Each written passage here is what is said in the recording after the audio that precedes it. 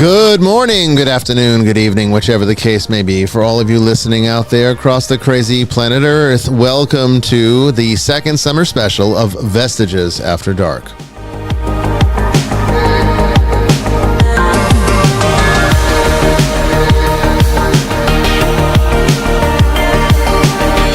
And as always, I am your host, Bishop Bryan Willett, coming to you live from the deep woods of Western Georgia on this August 20th, 2024.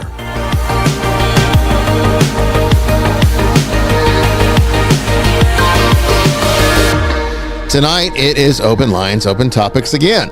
And I think this works for the summer specials. You know, you always have a lot to ask and talk about and lots of questions on your minds, lots of topics. And during the summer, you know, we're not always available or not as available as we are the rest of the season. So tonight you get your chance to call into the show, ask your questions, give us your comments, or tell us your stories. You can also do so in the various chat rooms, simulcasting across the internet. We look forward to hearing from you. And we are here for the next 3 hours for just that purpose. Don't go anywhere.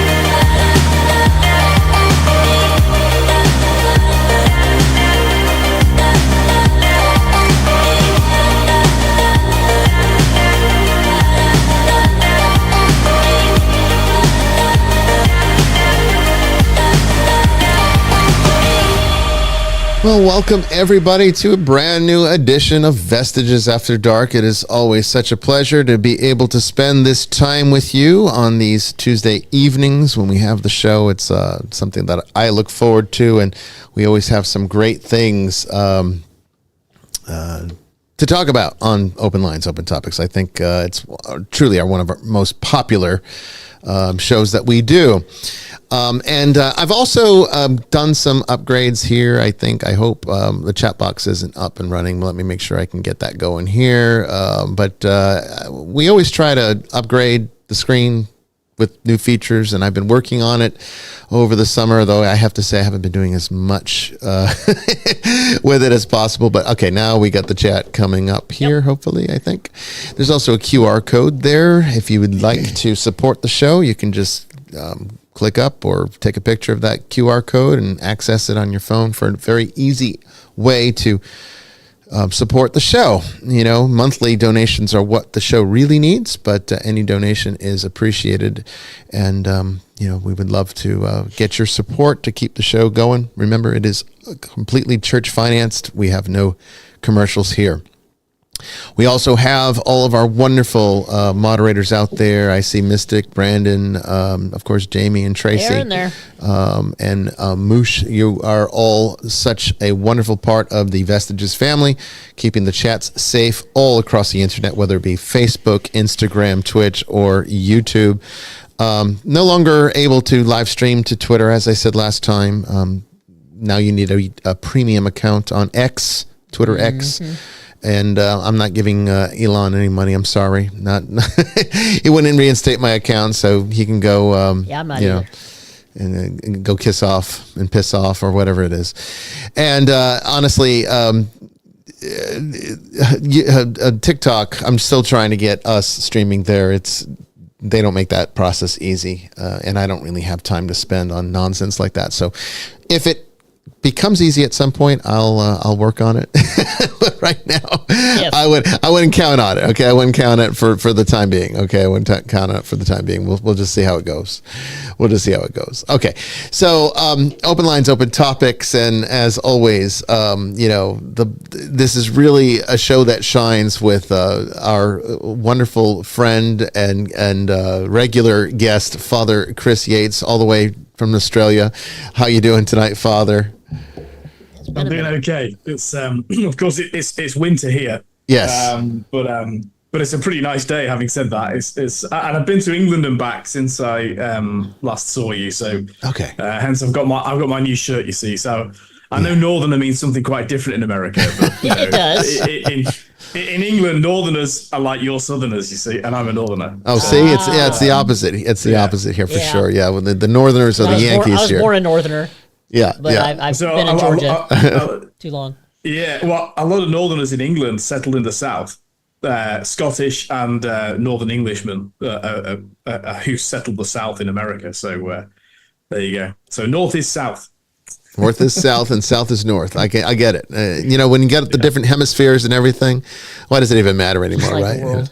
That's right. That's right. So it's good to be back on with you. I'm sorry I missed the last show. Right. Oh, no worries, no worries. You're here tonight. I was in England, and as I said in the chat, I'm fighting through the man flu. So I've taken as many pills as the liver can take. So hopefully I sound clear and not too bad.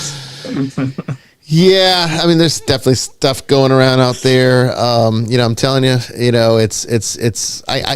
if anybody wants my particular cocktail for, this is the only vaccine you'll ever need as far as I'm concerned, at least when it comes to like things like coronavirus, or any kind of like viral cold or, infection. Just let me know and I'll give you the exact dosage. I can tell you what it is, but I don't know the dosages off the top of my head. But I mean, I do want to know, so do send it to me. I will do that. I'll do that. I'll be sure. In fact, maybe during the break, I'll go up and get the dosages so I can actually tell you on the next segment what it is. Excellent. But I can tell you right now, in the morning, I know this much. I take 1,000 milligrams of vitamin C every morning. And along with that, I take one dose of vitamin D. I don't know the dose on that. I can check it. And that's my morning routine. And then at lunch, then I take zinc and a quercetin combination. And then I'm saying that right? Zinc and quercetin. Yeah, quercetin. Whatever. And then I take vitamin B complex, and then some flaxseed oil. And then in the evenings for dinner, I take another dose of vitamin D with a multivitamin, just a standard multivitamin like Centrum or something like that. And I pretty much do that actually. Yeah. Then you're probably all set. Take zinc. Yeah. I'll give you the exact dosages, but I'll tell you right now. Since I started that routine, it was based on a doctor who got banned from X. Yeah. Wonder why? Because she was very much against the vaccines, but said if you want to protect yourself against coronavirus, because there is still, coronavirus is a cold, yes, but it can make certain people sick. You can die from it. Yeah. So she didn't want anyone to get sick. So she's like, this is how you really fight it. Okay, this is what you really do. You got to boost your immune system. This is how you do it. And so I took down those notes and I started that routine. I'll tell you right now, I have had a few mild infections, viral things that would have normally, I think, turned into severe colds back like 5 or 10 years ago. But I'd say within the last 3 years, I've only had 2, and they only lasted about 24 hours. Yeah, I'm pretty close to what you do. I take Emergen-C in the morning. Yeah. And then I'll take, I have a concoction that I make of Emergen-C's 1,000 typically. So honey, thyme, cinnamon, paprika, ginger, and something else. And I mix it all together. And I have a tablespoon honey of it. And thyme are really good for you. Yeah. So I take that in the morning. And then now when winter starts to come in, I'll take Emergen-C twice, once in the morning, once at night. And same thing. If I start to feel like I'm coming down with something, I'll double up. And I'll be fine in a day or two. Well, see, that's what she's talking about. Take your vitamins. Take your vitamins. That's important. But the other thing I do when I do feel like something could be coming on, or if I feel like I came in contact with someone, okay, let's say I was just like, this is my routine. What I told you, I'll get you the exact dosages. But that's my routine, okay, every day, whether I feel good or not, okay? If I feel like I'm coming down with something, if I feel like I'm a little under the weather, if I feel like I'm just like low or weak or whatever, or if I think I came in contact with someone who has something, like I went to an airport and people were sneezing on me, then the way that I deal with that is I continue with that same routine. I might add another 1,000 milligrams of vitamin C. And I also take, look at that. We just had a like. Thank you so much. This is our new feature, by the way. If you like our broadcast, there's a nice little announcement, okay, to honor you. I added that today. I said I made some changes. There's another change. So we're gonna have a little surprises every now and then. I was like, did I just wake up in a Japanese anime movie? What was that? I didn't know it made noise. I didn't know that. Right? I think I can disable that, but no, we'll keep it because I kind of like it, and that way you see it whether or not you're looking at the screen. You know what's happening. So thank you so much for that. That was Robin Taylor who just liked the broadcast from Facebook. So thank you so much. Go ahead. Yeah, it's a great feature. So go ahead and like and subscribe. You will probably get noticed by the program. So I will also take another herb, and I'll just tell you that in the next segment. I'll bring everything down, and that way I can go through it all with you. We'll have apothecary with the bishop. That's right. And look, I'm telling you right now, you will feel great all the time. You will not get. Because look, I was sick all the time. You remember when you first met me? I was sick 5-6 times a year. Your migraines were real bad, but the CBD helped you with that one. Well, yeah, but you know what's even been better than CBD oil? What's that? Magnesium. Oh yeah. Magnesium has but taken it all away. Good. All but taking it all away. Okay, so so thank you all for being here with us tonight, and I'll get you your remedies since there is like some nasty crap going around. Summer colds are the worst. Too. Summer colds are the worst. Okay, they are the worst. Colds for him. Yeah, a winter cold for Father Chris. For those who are skeptical about taking vitamins, since everybody uses sunscreen and stays out of the sun, vitamin D shortage is chronic in Australia especially. I think something like just under 90% of Australians are vitamin D deficient. Yeah, get out in the sun, folks. But here it's kind of risky to be in the sun, and so 10 minutes. 10 minutes a day. Well, that's right, absolutely. But definitely taking vitamin D supplements. He's got that British skin. He can't handle the sun. What are you talking about? That's right. Skin's so white is blue. He's British, not Irish. See, I've got the Mediterranean olive skin from my Italian. Oh, look at that. We just got another Thank you, Lorraine. Lorraine, thank you so much for liking the stream. That thing's kind of cute. I think I kind of like it. I kind of like it. It's kind of fun.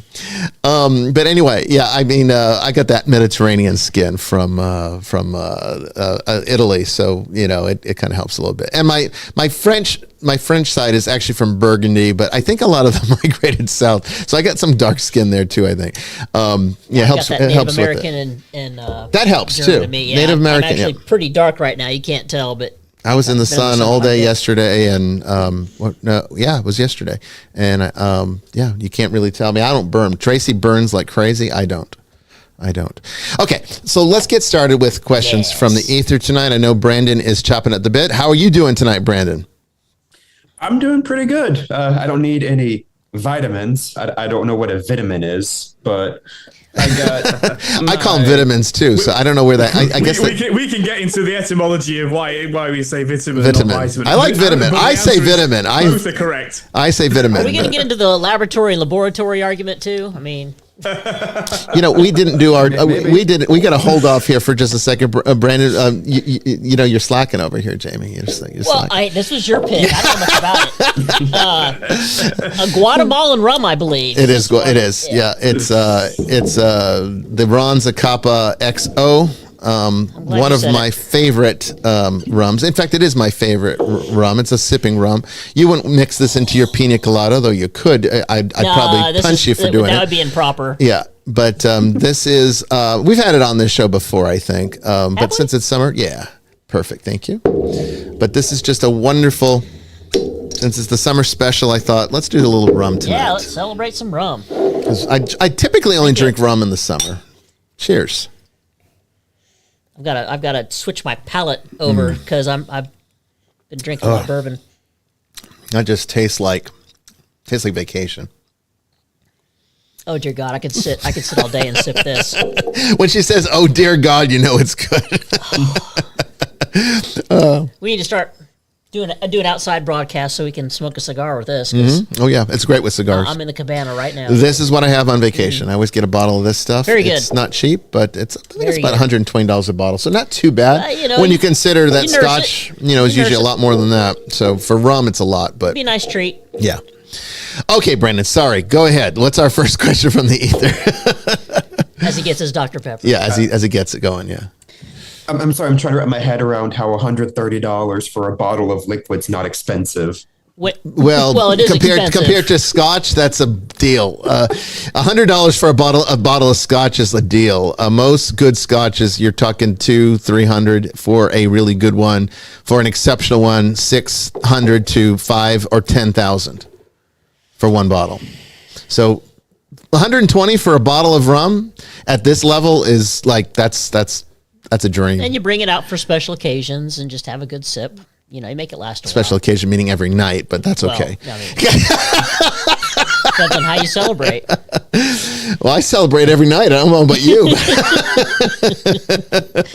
That's my nightcap, man. That's my Almost. nightcap. Oh, we just got another one here. Alicia likes the stream. Thank you, Alicia. Thank you. Yeah, I think that came in from Instagram. Okay. Instant.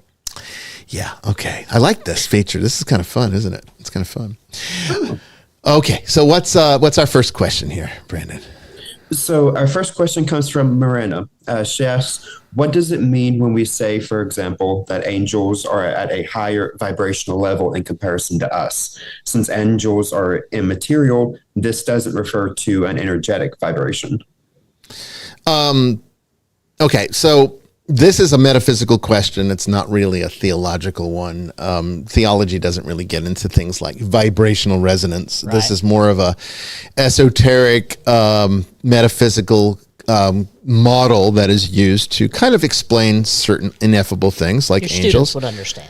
Students do. We do Yes, my students should get this by now. Yes. But it is a model of explaining the nature of reality. So from an esoteric worldview, okay, which religion can certainly adopt and expand upon, religion just doesn't typically answer these kinds of questions. Like, what's the nature of an angel? Okay, well, they'll just say it's spiritual, it's celestial or whatever. But what does that even mean? So metaphysics tries to get into more of a tangible approach towards it. It's somewhere between philosophy and science, I think. The nature of reality, you might say, or how reality works. And so we consider this a metaphysical question. So when we're discussing things like angels, people are curious about their nature, not just about what the theology says as messengers from God or some kind of, celestial helper. It's really more so, what are we really dealing with here? What kind of thing is this? Because we've discussed some of their nature before, and theology gets into it too. They're kind of intangible, but they have tangible abilities. Like they can show up as a corporeal being when they need to, but a lot of times they can operate completely invisible. These are things that theology takes for granted. Metaphysics tries to explain. Okay, so the cool thing about angels is that just about everyone can get behind it. Even people that have a hard time believing in God, it's like they have an easier time believing in angels. If that's your entryway, then fine. Okay. If that's the way it starts for you, I don't have a problem with that. Even the New Age, which I am highly critical of, recognizes the importance and value of angels. So that's a cool thing too. There's even angelic parallels in Eastern religion. I mean, they're kind of the same thing almost. So, I kind of like this. I like angels because it kind of makes universal certain religious concepts and sort of bridges the gap a little more between them. But when we're discussing it from a metaphysical vantage point, we need to discuss it in terms of what is the nature of the cosmos itself. Okay, so the cosmos at its most fundamental, what is creation? Well, we know what it looks like, right? We can break it down to energy and matter and stuff like this, but we don't even really understand what those things are. Energy we kind of get, but matter is very confusing because what is matter, right? We know it has 3 states, but we don't really understand its dynamic. We know it has some kind of molecular structure. It's made up of atoms, but even that, once you get beyond the atomic level, the subatomic and below, you start getting into scientific weirdness that only a physicist can really even try to comprehend, and they do so poorly, admittedly. So they will even tell you that there's certain things that they can't understand. So when it comes to the nature of reality, the cosmos in an esoteric standpoint, from an esoteric model, the one that I teach from, is made up entirely of two things. Okay. The creation is basically just two things: energy and geometry. That's it. So what is matter? Well, matter is when you put energy and you have it conform to a particular geometry, and then you get matter. And that's why it can be in several states, because geometry can be in several states. But the energy is always the constant, okay? Different types of energy, but energy is really at the core energy, and that's all it is. And so we can even measure the amount of energy. This is where you get into concepts like entropy and understanding, heat, and that's beyond the scope of the question. But it's important to understand this to get into this idea of energetic vibration of angels. So how the energy of the cosmos interacts with the geometry of the cosmos is based upon a range of frequencies, or what we refer to as vibrational resonance. Okay, and frequency should be no mystery to anybody, because I know that we don't use radios as much as we used to, but radios are a great example where you would tune to the particular frequency you want to listen to. So if you wanted to listen to a particular channel, you have to tune to it. And you even have a little switch on your radio that says tuner, so that you can get to the frequency and tap into what's being transmitted on that frequency. That way you're not picking up other signals that you don't want to listen to, right? It kind of zeroes into that one frequency.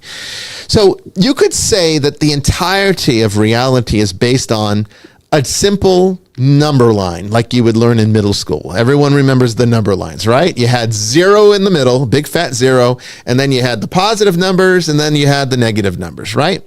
So you had number lines, and we had exercises with number lines. Well, you can look at reality the same way. Basically, everything in reality that we understand to be creation, or at least as we understand how creation works, is based on a bilateral symmetry. The human body is made of it. We have left and right brains. They do very different things, but they work together. We have male and female. The Chinese recognize it as yin and yang, and you break it down. I break it down much more simplistically by saying there's the creative principle and there's the reabsorption principle. Some people might say it's the destructive principle, but I don't like that term because it's a little provocative. I don't want to, when you hear the word destruction, it kind of invokes a negative response. It's not supposed to be negative. It's just a principle of nature. Reabsorption, I think, is less volatile because it's not a term that we typically use, which is why I use that one instead. But if you prefer destructive principle, that's fine, as long as it doesn't provoke that it's bad, because destruction is not bad. It's necessary.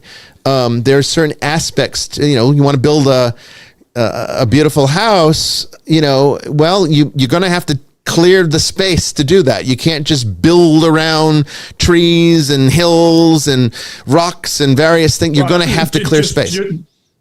Just like all creation is not good. That's true. Right. You can create a mess. You can. You can create a nightmare. That's exactly right. Yeah. Even creation is not necessarily a good thing. That's true. When people say that, they wreak havoc. Well, I mean, that's like saying they're creating havoc, right? Nobody wants that. So you're right. That's a good point. Creation's not necessarily good either. It's just, there's the two principles. They're fairly neutral, but we tend to think of creation as a good thing because we're oriented vibrationally towards creation, and what we consider to be, at least in theological terms, the demonic, we associate with reabsorption or destruction. Okay. And so that's kind of why we, at the very base level, we already have this resonance with certain things and a certain fear or mistrust, or even, an avoidance of other things. And so anything that's on the negative side of the number line is the reabsorption principle, which is where the realm of the demonic rests. Although I'm not saying that to say that the reabsorption principle is bad. It's not. It's just the demonic emanates out from that part of the frequency range of creation. And we are naturally oriented because we were made perfect, and we're made in God's image, we naturally resonate at the creative side of that, the positive side of the number line. When you fall, you're going back down to the base point, okay, and then below it. So I would say that what fallen humanity is operating at like -1, -2, when it should be operating from 0 all the way to infinity into creation, even beyond the angels, okay? But falling is going below 0. 0 is pure corporeality. Human beings are not purely corporeal. So they should always exist within one to something else. Slightly or more so, we're always made to be somewhat physical and somewhat non-physical. Angels are purely non-physical unless they come down to 0 point when they need to do a task that is necessary on a physical level. But to cross into the negative range is when they fall. Okay? And likewise, demons can go from that negative range into 0 to physically interact, but that almost never happens. Okay? Demons don't typically have the ability to do that, which is where possession comes in. And we'll talk about that one in a minute because Brandon's got a question about possession as well. These questions are kind of very related. I don't know if you do that on purpose, Brandon, but you do tend to create themes, which makes it easier to discuss this because then we don't have to go back and reinvent the wheel. We can keep on the same discussion, which I kind of like that. So keep doing it. Anyway, the more you get to 0, the more dense things become, the more physical they are. But after the 0 point, the vibrational resonance will start to recede into the reabsorption principle, which is where you get the loss and destruction and entropy coming out of that. Okay. So when you're talking about an angel and, the question was, what does it mean when we say an angel operates at a higher vibrational level in comparison to us? It's that they're operating at a higher base in that number line. So let's say if human beings are usually operating somewhere between -2 and 2 in their fallen state, like I would say a saint is probably 2. And, most of us are probably -1 or -2. Some of us are all the way down to -10. Let's face it. I think most politicians are probably -15. Yeah, but, But let's look at it just, from the average person, probably -2, and a really saintly person, +2. And angels like +1,000, +10,000, something like that, something that's resonating at that higher level of frequency. And think of the frequencies as the same as your radio. Okay, you have AM and FM, right? Got high, ultra high frequency. Remember VHF and very high frequency, and UHF, ultra high frequency. Most people that are listening today probably don't even remember when you had to tune your television to a frequency and use an antenna to do it. Yeah, one example, you have people talk about hearing angels. Like there's a saying that if you hear, if your ears start to ring, yes, it could be the angelic speaking to you because they're at such a high frequency. Yeah, it just sounds like a dog whistle to us, Yeah, you could say that. Yeah, maybe there's some truth to that for that very reason. Might be a little something to it. But it's just you're tuning to frequency. So in order for an angel to interact with you, they have to change their frequency, their own natural frequency, to be more in line with yours, which they're able to do, which is why they can sometimes take on a physical appearance, as we see in the Bible, or even if we've seen it with mystics. But most of the time they're operating at a frequency we're completely unaware of. Mm-hmm. Most people have never even seen their guardian angels. They're there, but we don't typically see them or interact with them. It's completely a non-corporeal thing, but they're able to do things in the corporeal world through frequency. So that's what it really means. But being immaterial doesn't mean that there's not form. Being immaterial actually means that you're you're actually operating from a from a place of consistency. So look at it from the vantage point of like, I gave this example to Marina, love and hate. Okay, love and hate are incorporeal realities, right? You can't like bottle hate up and be like, here it is. You can't point to it and say, here, touch it. It's incorporeal. It's completely incorporeal. But you know it when you see it. It has form. Hate has form. Love has form. but it doesn't have any material corporeality to it. And so the same thing goes with angels, is that just because they're immaterial doesn't mean they don't have form, and the form is their frequency. Okay, that's where they actually get their resonance. Okay, so you measure it by its effect, don't you? I mean, it's a bit like and I'm going to exhaust the absolute limits of my chemistry and physics. It's a bit like how we. I did do both at A level, but didn't do very well. Turned out I had to be a theologian. But anyway, they if you think about lessons on electrons, electrons in elements, we actually measure the effect. Like, in other words, they look at the effect that certain testing has on elements, and then draw a conclusion about things like electrons. Yes. And so, but they can't actually see them. Right. So it's the same thing. You're measuring it by its effect. You can't see the wind, but you can see the effect of the wind. It's the same with all, and of course, this is my every funeral sermon I've ever done.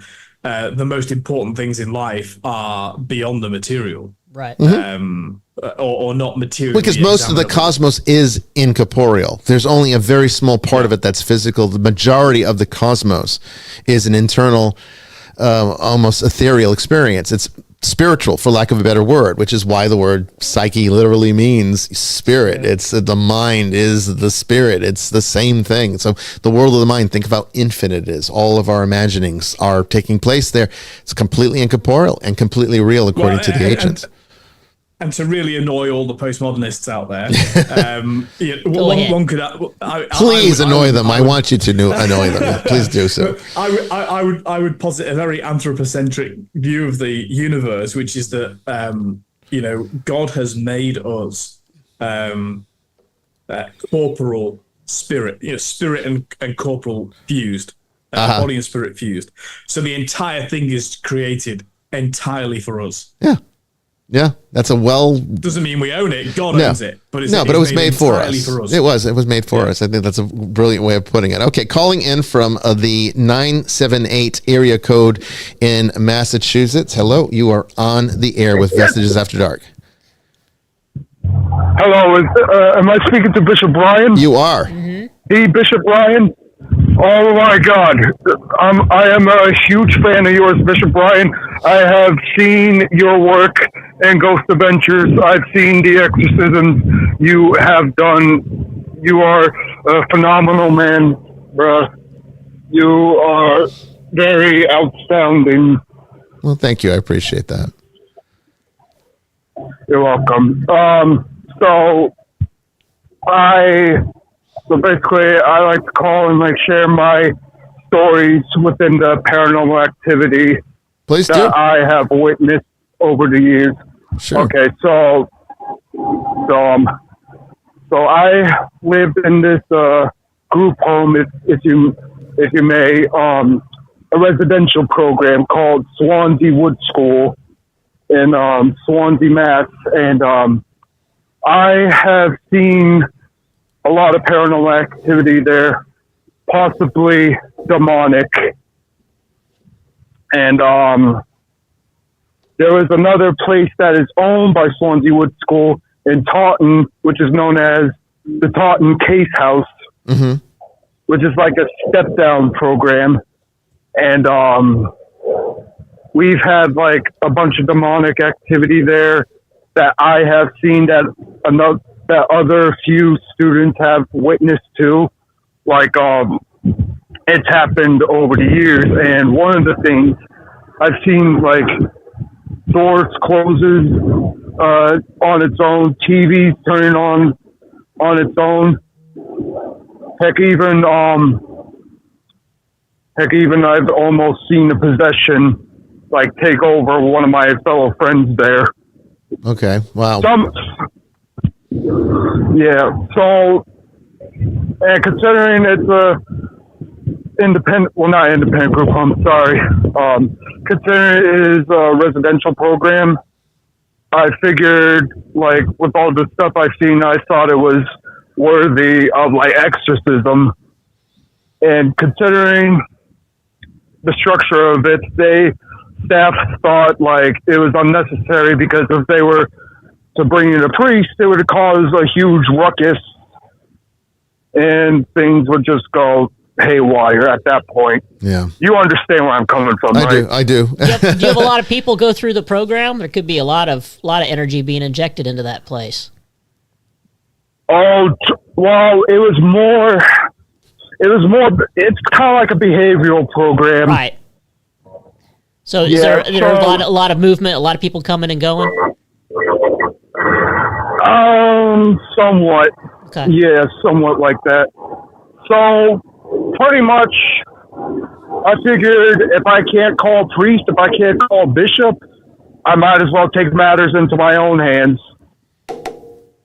Okay, so what have you done?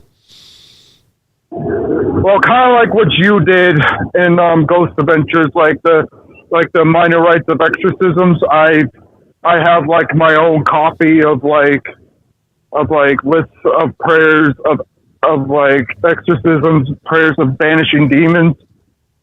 Uh-huh. And so I did that. It was during Christmas vacation. Everybody was at home. It was me and one other staff. So I decided to bless each and every room in the house. Mm-hmm. And let's just say things just started to become worse and worse and worse by the minute. Yeah. Yeah. The last place I blessed was the attic, and in the attic there's like this crawl space, and the last thing I could see was like a little girl with red eyes, Mm-hmm. just walking backwards. She kind of looked like, you guys ever watched The Ring before? Oh yes. Oh yeah. Yep. Yeah, Samara Morgan. Yeah, it kind of looked like that. Okay. Yeah. Yeah, that's. But the weeks prior to that, me and a few friends of mine, we was downstairs having breakfast, and there's two doorways in the kitchen. Actually, three doorways. One leading into the dining room, one leading into the laundry room, and one leading into the supply closet. We hear knock knock on the door that's leading to the laundry room. Mm-hmm. My friend, I'm not going to use his real name. Let's just call him Dan. Okay. Because I'm not going to use his real name. No, that's fine. So, yeah. So, because he was one of the friends I almost saw got possessed. Okay. They claimed. They thought when I thought he was being possessed, they ruled it out as a seizure. I thought otherwise. Yeah. I thought otherwise. Yeah. But yeah. So he opens the door. No one's there. The door is leading to the supply closet. All you hear is boom, and literally and a few minutes later, upstairs, I have like a wooden cross with a metal Jesus on it. Sure. Yeah. That falls off. The metal Jesus breaks in half and falls and comes off the cross. Okay. And the way it was angled in front of the doorway, one of my other friends said the way it was angled, it looked like an upside down cross. Mm-hmm. Right. So, yeah, a lot of stuff has been going. Yeah, I mean, and I figured. Go ahead. I'm sorry.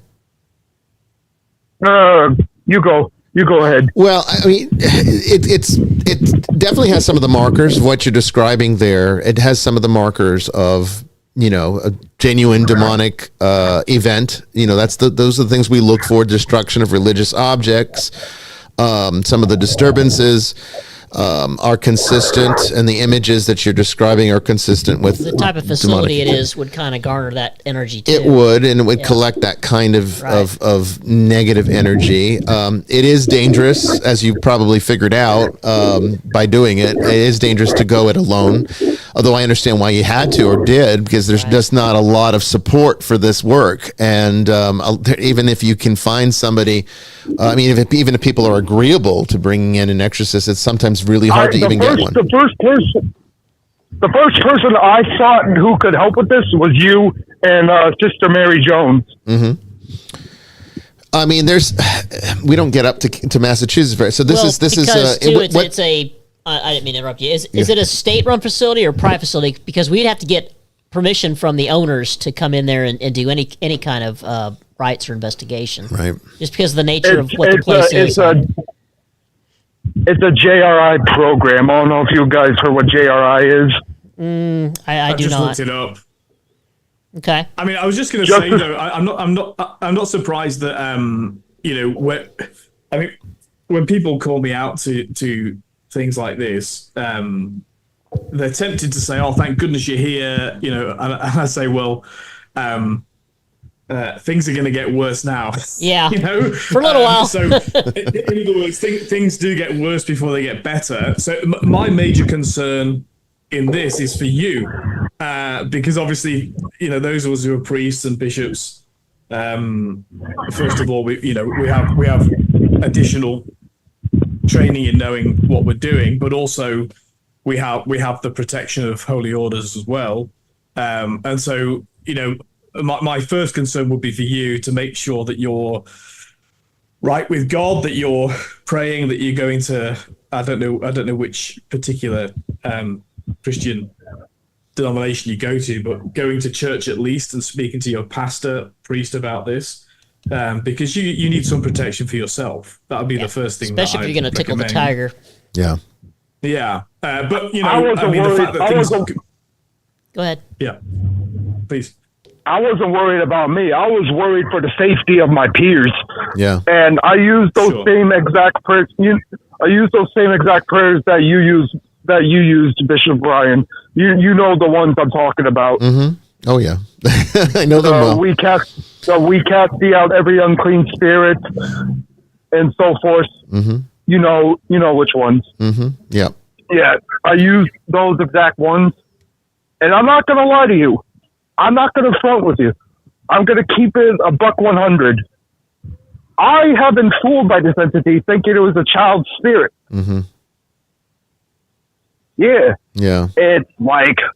It's like lured me in, and it's like it played me as a fool, thinking it was like a little girl,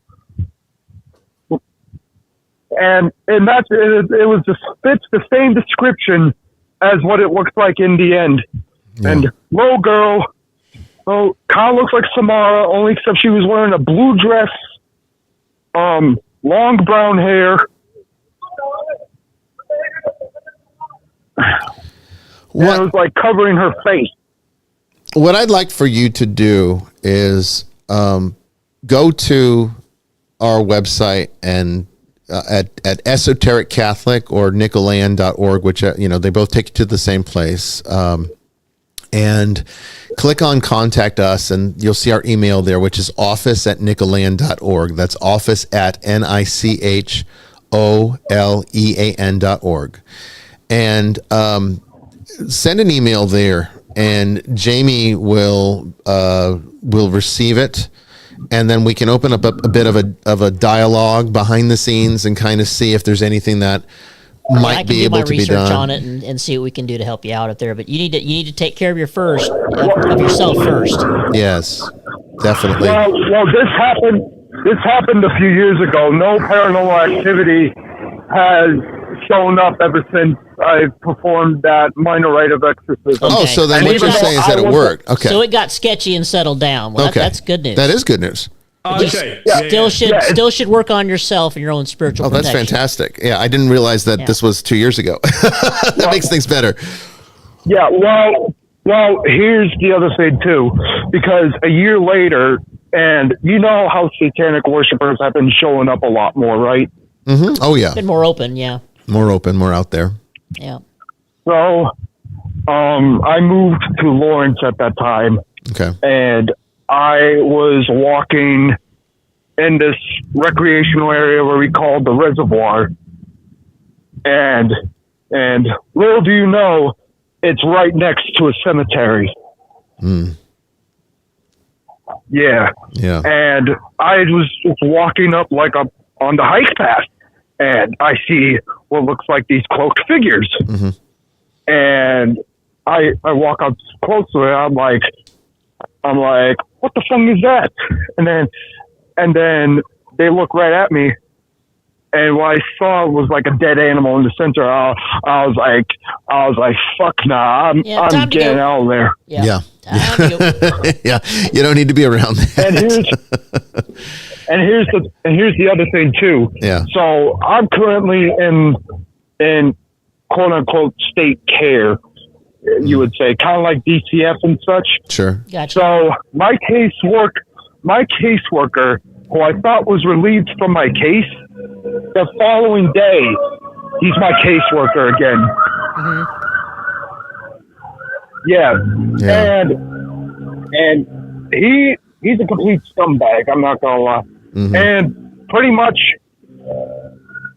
I basically called my friends, my family, and I said, I think I got hexed. I got hexed that day. Yeah. Well, I mean, so are you having problems now? No paranormal activity now. Okay. But I wouldn't be surprised if I were to run into it again later on. Well, that's why it's so important for you to work on your spiritual protections. Did you give us a name? You don't have to use your real name, but what do we call you? Just call me B-Dex. B-Dex, okay. B-Dex. Okay. Yeah, that's my YouTuber name. Right. Okay. Well, BDEX, stay in touch with us, okay? Email the church and let us know how you're doing. I'll be in and touch with you if you have, any issues or more things that you want to discuss, even off the air, we're more than happy to help in any way that we possibly can. Honestly, it's a great thing to talk to you guys because tomorrow is actually my birthday, believe it or not. Well, happy birthday, Happy birthday. B-Dex. Yeah, happy birthday. Have a good one. It was mine on Sunday. Thank you. Yeah, reach out. Oh, happy birthday, Father Chris. Yeah. Oh, yeah. Oh, happy reach birthday. out to us on the email there, B-Dex, and I'll be in touch with you, hon, okay? Enjoy the rest of your night. All right. Father Bryan? Yes. It was an honor talking to you, man. I appreciate that. And thank you for your sharing that wonderful thing. I'm glad that your prayers work, BDEX. And, I'm looking forward to hearing more from you. Yeah, you don't know how long I've wanted to share this story with you and Sister Mary Jones because, the first people who I thought to contact when all this happened was basically you, Sister Mary Jones, Zach Bagans. Yeah. Well, I can understand that. I mean, we're the ones that understand it. We're the ones that are not going to think you're crazy for sharing it. I mean, we've been through it, so we know it's real, and we know what you're talking, what you're dealing with. I've seen your work in episodes Exorcism in Airy, Ogden Possession. Yeah. There's other episodes out there. Well, yeah. Well, I appreciate that, and thanks so much for calling in. Believe it or not, I still watch Ghost Adventures to this day. Well, good. You might see us on there again sometime. So never know. Yeah, stay tuned in. Okay. Yeah. If I do, because I keep in contact with Swansea Wood School, if I do hear of any paranormal activity, I'll be sure that you guys will be the first to know. Yes. Please do. Please reach out to us. We're just email away. Okay. Okay. All right. Brother. Thank you so much, B-Dex, for calling in and sharing your story. That was a good one. I have to say that was a good one. A really interesting dynamic. I do think we should spend a little bit of time kind of digesting one of the things he said there, and then we can get to our next question from the ether. I always try to, on shows like this, I like to take the calls when they come in, because if people won't stay on very long. You never know who could be calling. And you never know who could be calling or needing help. So I always try to I'll interrupt anything to take a call, if someone's willing to call into the show. But it's very important, I think, as BDEX had mentioned there, to find that balance between not knowing. Thank you, Rex, for liking the stream. And I saw there was another one up there earlier. Thank you, Angel, thank you. It's really important to find that balance between not overstepping your expertise by engaging with something dark that you're not prepared to deal with, or that you don't really realize the all of the risks involved, and also just being like, well, I couldn't get help, so I'm just going to ignore it. Sometimes you do have to really take on the role of Christ by virtue of your baptism when all else fails. So I would say that it's not an excuse to go it alone. I would never encourage anyone to go it alone and try to do an exorcism yourself without the proper training and without the proper sacramental skill. But at the same time, okay, getting an exorcist's help is extremely difficult. Right. They're not very available. Even when you go to the church, it takes sometimes months or years, if even, to be considered. With his issue, it being a state-run facility, and then they don't want you. You're not getting a priest in there is going to be like pulling teeth. So sometimes you have to take the grace of baptism and act in that capacity. And remember, baptism does empower you, but not at the exclusion of going it the right way. And I think he did do it the right way. It sounds like he tried to get more formal help in there. It wasn't working, so he decided something needed to be done. In those circumstances, I do believe that, God stands with us, and I do believe that he will give and impart certain special graces to people that have to literally take it on themselves. But that is the least ideal situation, though. I want to make that clear. Thank God he was doing it. It sounds to me like he was definitely doing it from his heart, out of care for everybody else. Yeah, so I think that may have helped him a little bit. It does help, but you really need to be properly trained. But you got to be careful, because you have to understand. Okay, these things are cunning, and you have to have the training that is necessary to be able to identify what you're dealing with, so that you don't make the situation worse. It doesn't surprise me that the situation got worse for a while, but it sounds like it ended on a happy note. So I think I would say that he did the right thing. Even though it's sad that it's come to that, where that's the only way that you can get anything taken care of is to sometimes do it yourself. And the whole point of having a priesthood is that you're there to service things like this, and no priest wants to handle it anymore. So it's a pretty sad state of affairs that we're dealing with, unfortunately, that the laity have to take it on themselves.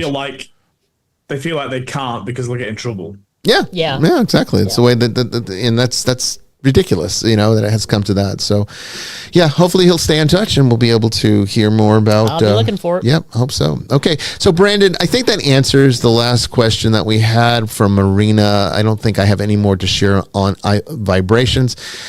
We can perhaps go to break now, and then when we come back, we'll take the other two questions that we haven't gotten to yet. Okay, so that's another nice thing about Open Lines, Open Topics. We can kind of extend the questions from the ether all throughout the night if need be. So we'll be right back after this. Don't go anywhere.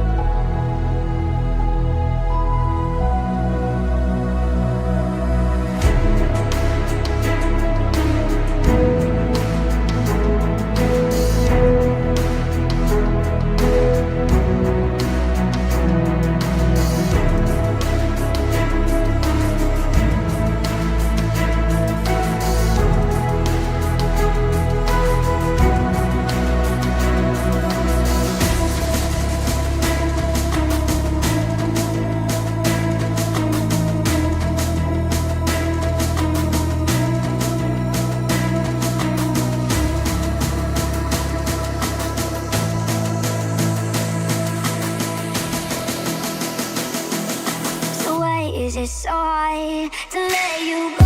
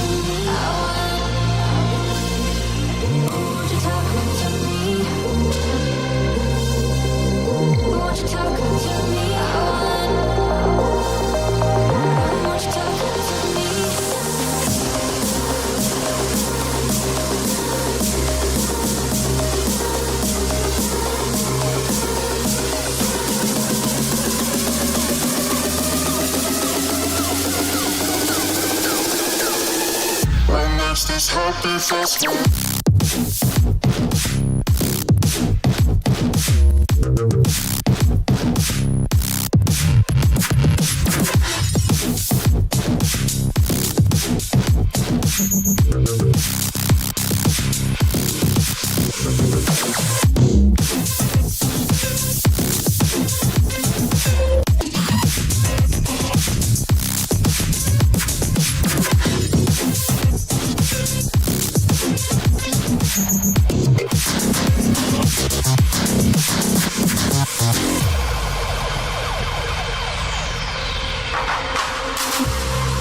showing off?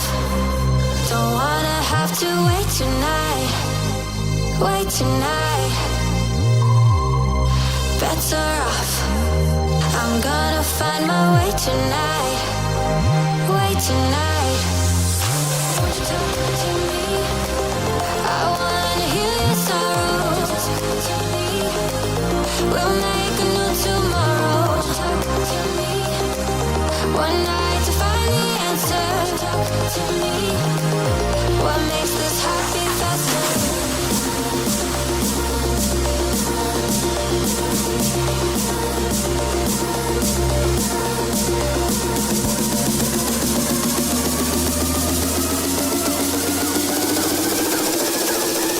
What makes this happy festival?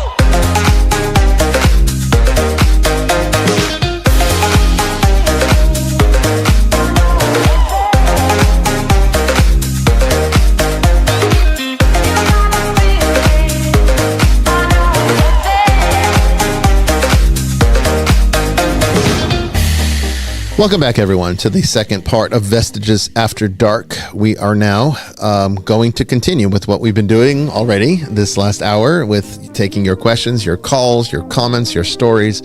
We'd love to hear from you, whether it be calling into the show or if you just prefer to, use the chat room. We also got a donation from Christian. I want to give a big thanks to them, Christian, for the donation. Remember, you are what keeps this show on the air. Your support is what makes it possible. So thank you so much for taking the time to actually click that link and giving a pledge. We'll be taking more calls here. If you want to, if you want to call into the show, we're just a phone number away. I'll have that up on the screen here in just a moment. Okay, so don't go anywhere. That number is 802-321-0073. That's 802-321-0073. But I'll have it up on the screen here in just a moment. And more to come. Don't go anywhere.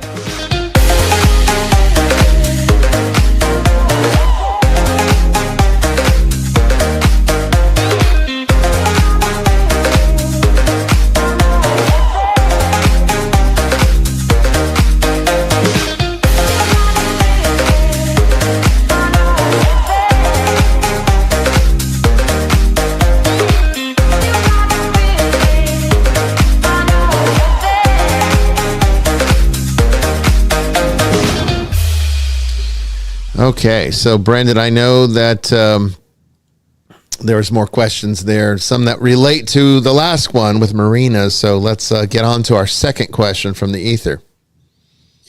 It's interesting that even the caller, the topic he was talking about, it's our second question too. There you go. We don't script this. It's not planned. We do not. Don't try not to, right? If it's scripted, then it's boring.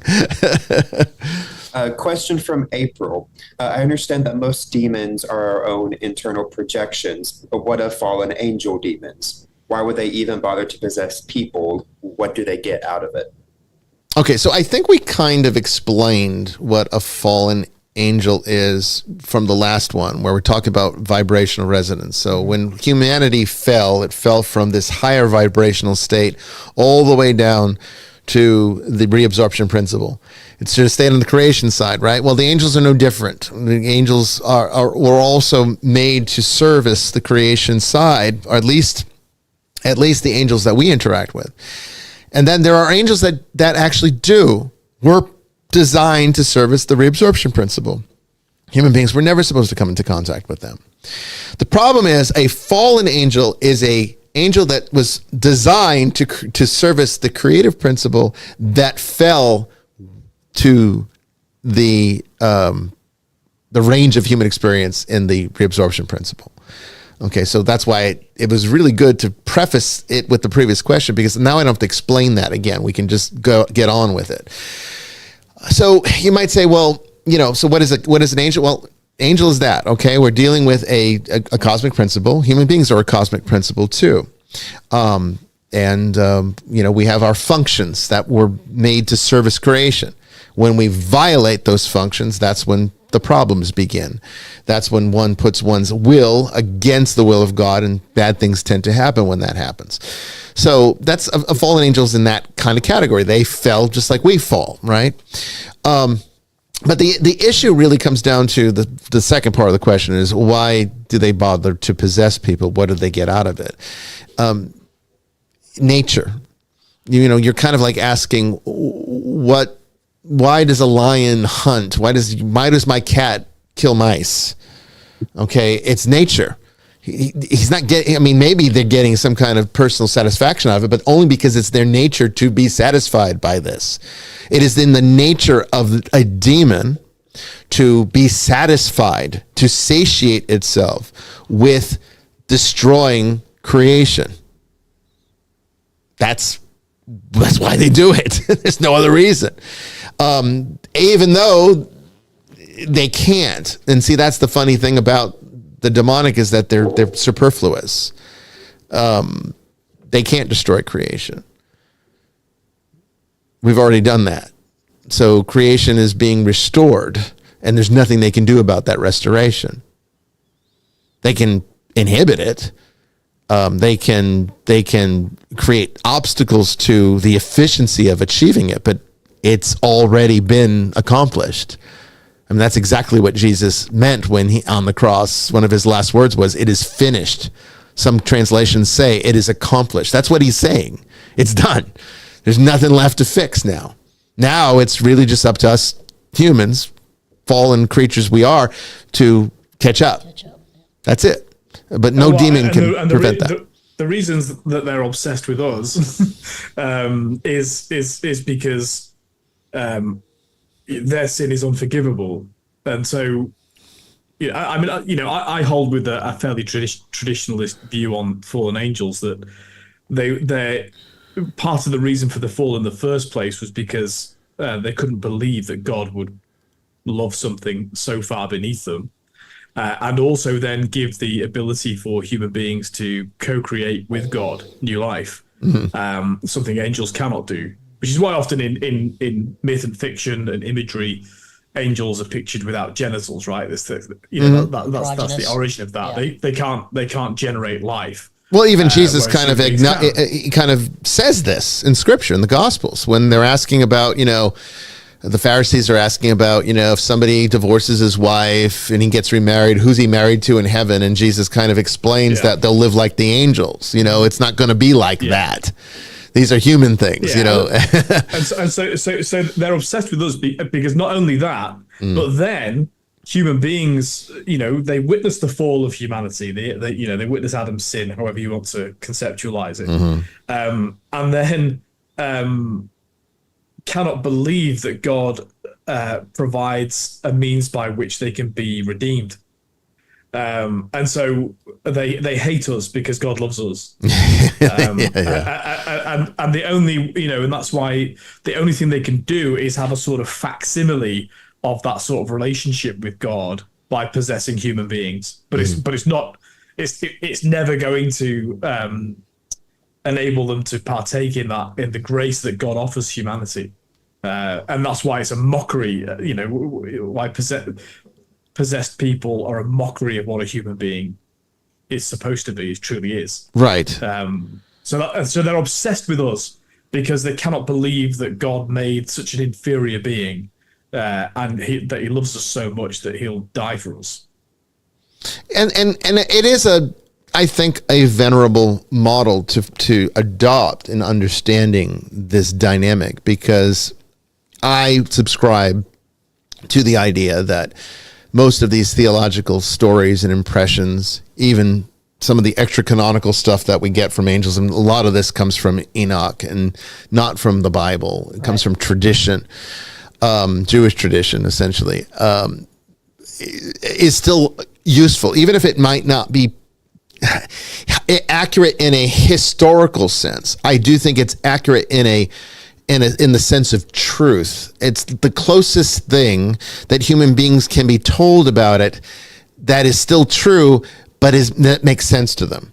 If we were to be given some kind of divine information about angels that is more accurate than that story, we would not be able to understand it. Our brains can't digest it. So I think that's the way we need to take this, because I would never say that the church is wrong, that they got it wrong. This is just a bunch of myth. Remember what we've said about myth. Myth is more true than truth. It's more actual. So, these are myths. Yes. They're not histories. Yes. But they are the best descriptors we've got that the human brain can comprehend. And I think that makes them useful. And we have to accept them. It's why they've survived. It is why. That's why they've survived. Yeah. There would have been other ideas that were either totally insufficient or too much to cope with. Yes. So would have been winnowed out, So, which is why everyone should read them. Everyone should know these stories. Is why it should be taught in schools. It's not because we want to indoctrinate people into a particular faith, but because how can you understand the human condition if you don't read the texts that have survived the ages. Exactly. Where these people knew a little more about it than we do, because we're so distracted with our technology and our lifestyles and our pleasures, because life is pleasurable today. We have a lot of leisure time. We have a lot of leisure that we can just immerse ourselves in. This was not the case for the ancients. Okay, the ancients, they didn't have these distractions. They spent all their time thinking about their state and mortality and everything else. So they had a better perspective on it just by virtue of the fact that they really had nothing else to focus on. I think that's the essence, though, of seminary training, right? We can never get back to that. You could go and live on Mount Athos or out in the desert, but or have World War III. You could. But to a certain extent, priests go through that kind of seminary experience, or they go on monastic retreats, or spend time in monasteries, which I know you've done. Oh yeah. It precisely to kind of at least get a taste of that. Yeah. And that's why, people say, oh, you say these profound things, you must be a genius. Like, no, I've just been afforded the time. That's exactly what it is. I've been afforded the time just to take a step back and instead of worrying about, the power bills and the what's going on in the news cycle today, what I'm being propagandized with, I'm able to take a step back. By the way, everyone could do this. You just have to take some time off, and instead of busying yourself with another holiday, which are great things to do, occasionally it's a good idea to spend even a weekend, go to a monastery. You can do it. Phone them up, call them, ask them. Most, not all, some are enclosed, but a lot of places will invite you to spend some time there. Oh, absolutely. And you don't have to do anything in particular, but in fact, it's precisely because you've got to do nothing that you'll be able to think deeper thoughts. No, it's well said. It's true, and that's exactly how I started doing it. Is I called them up and I said, I'd like to come out and spend some time with you guys. And, one thing led to another. They love it, by the way. They do. Well, that's one of their primary functions is to service people in that contemplative capacity. So it's part of what they're there for, really. Unless you're in one of those Carthusian, really extreme orders where it's really about, individual hermeticism. Most of them are open to servicing the public. Although even I think a lot of the charter houses are even open to the public in certain capacities. So even there, you'd still find usually some way of being able to go and spend time. But you're right. It's people are always marveling. They're saying, "But you're a genius, Bishop." No, I'm not. I took time. I spent time you've not spent, apparently. This is why I know what I know and why you think that what I know is so remarkable. It's just because I've taken the time. You haven't yet. Take the time and you'll find it out too. Well, we all have different things to spend our time doing. Sure. I'm quite glad that surgeons spend most of their time looking at, how best to cut me open and fix me up. There's something to be said for that. And really, that's the role of a clergyman is to, and not just a clergyman, but the religious, the monastic, is to spend time getting, adept at the interaction between the spiritual life and the life that we lead.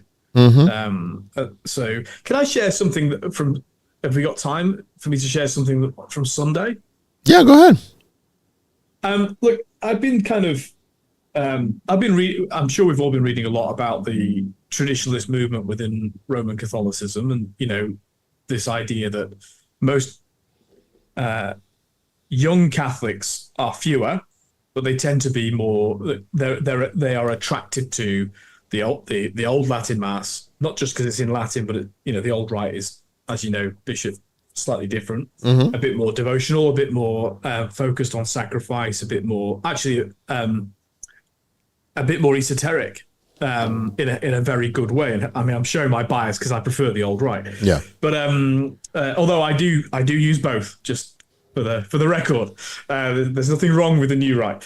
But I've heard this mantra that young men, they're going to the traditional Latin Mass, and I've sort of looked at that from a theological and political standpoint for the past few years. But on Sunday, I went to there's an FSSP parish just walking distance from where I now live in Sydney.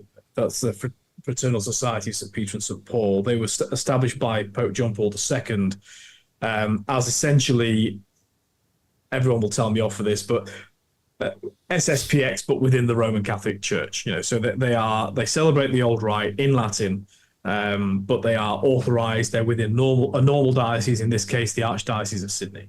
Mm-hmm. And I thought, I'm going to go and see this for myself. And so I went on Sunday with my wife. Well, the first thing is we got there probably just before Mass, not long before Mass, which is not great. And we struggled to be able to get a seat. It was packed. And I looked round, and I was, with a couple of exceptions, the oldest person in the church. And they were young men and young women. The procession came in, and there were boy choristers and male singers. And when the Kyrie began the chant, I could not believe my ears. It was like being at a concert. Oh wow! The standard was so high. This is a little church down the road. Like this is not. It's really it's hard for me to explain, but beautiful, led by the FSSP, and I experienced, in fact, that this is way beyond the politics, the theology, the sort of reaction to postmodernism, which I've been engaged in that dialogue. But it dawned on me that this was an amazing spiritual engagement. I mean, the call to recollect our sins for me was personally very powerful in that setting. And I really felt that there was a devotion I've not really experienced in a parish church before, and so, but I can't, inevitably, because I've been looking at it from a political point of view for so long, it's really difficult for me to understand why, especially in America, and from the Vatican, they're trying to close it down. They're trying to shut down the ability of so Pope Benedict allowed any priest to celebrate the old rite, and that was then restricted by Pope Francis. FSSP, they're fine because that's their charism, that's their unique thing. Right. But all I'm saying is, my only reflection is that there's a political thing going on, but there's also a spiritual battle going on with that, because the fruit that's bearing, these people were not there with any polemic agenda. They found God. And they are the very people that are missing in every other parish in this city. So I just wondered, what we do about that. I don't know. I don't think there's anything. I don't think Rome is fixable. I don't. I think Orthodoxy, figured that out 1,000 years ago. Yeah. I don't think it's fixable.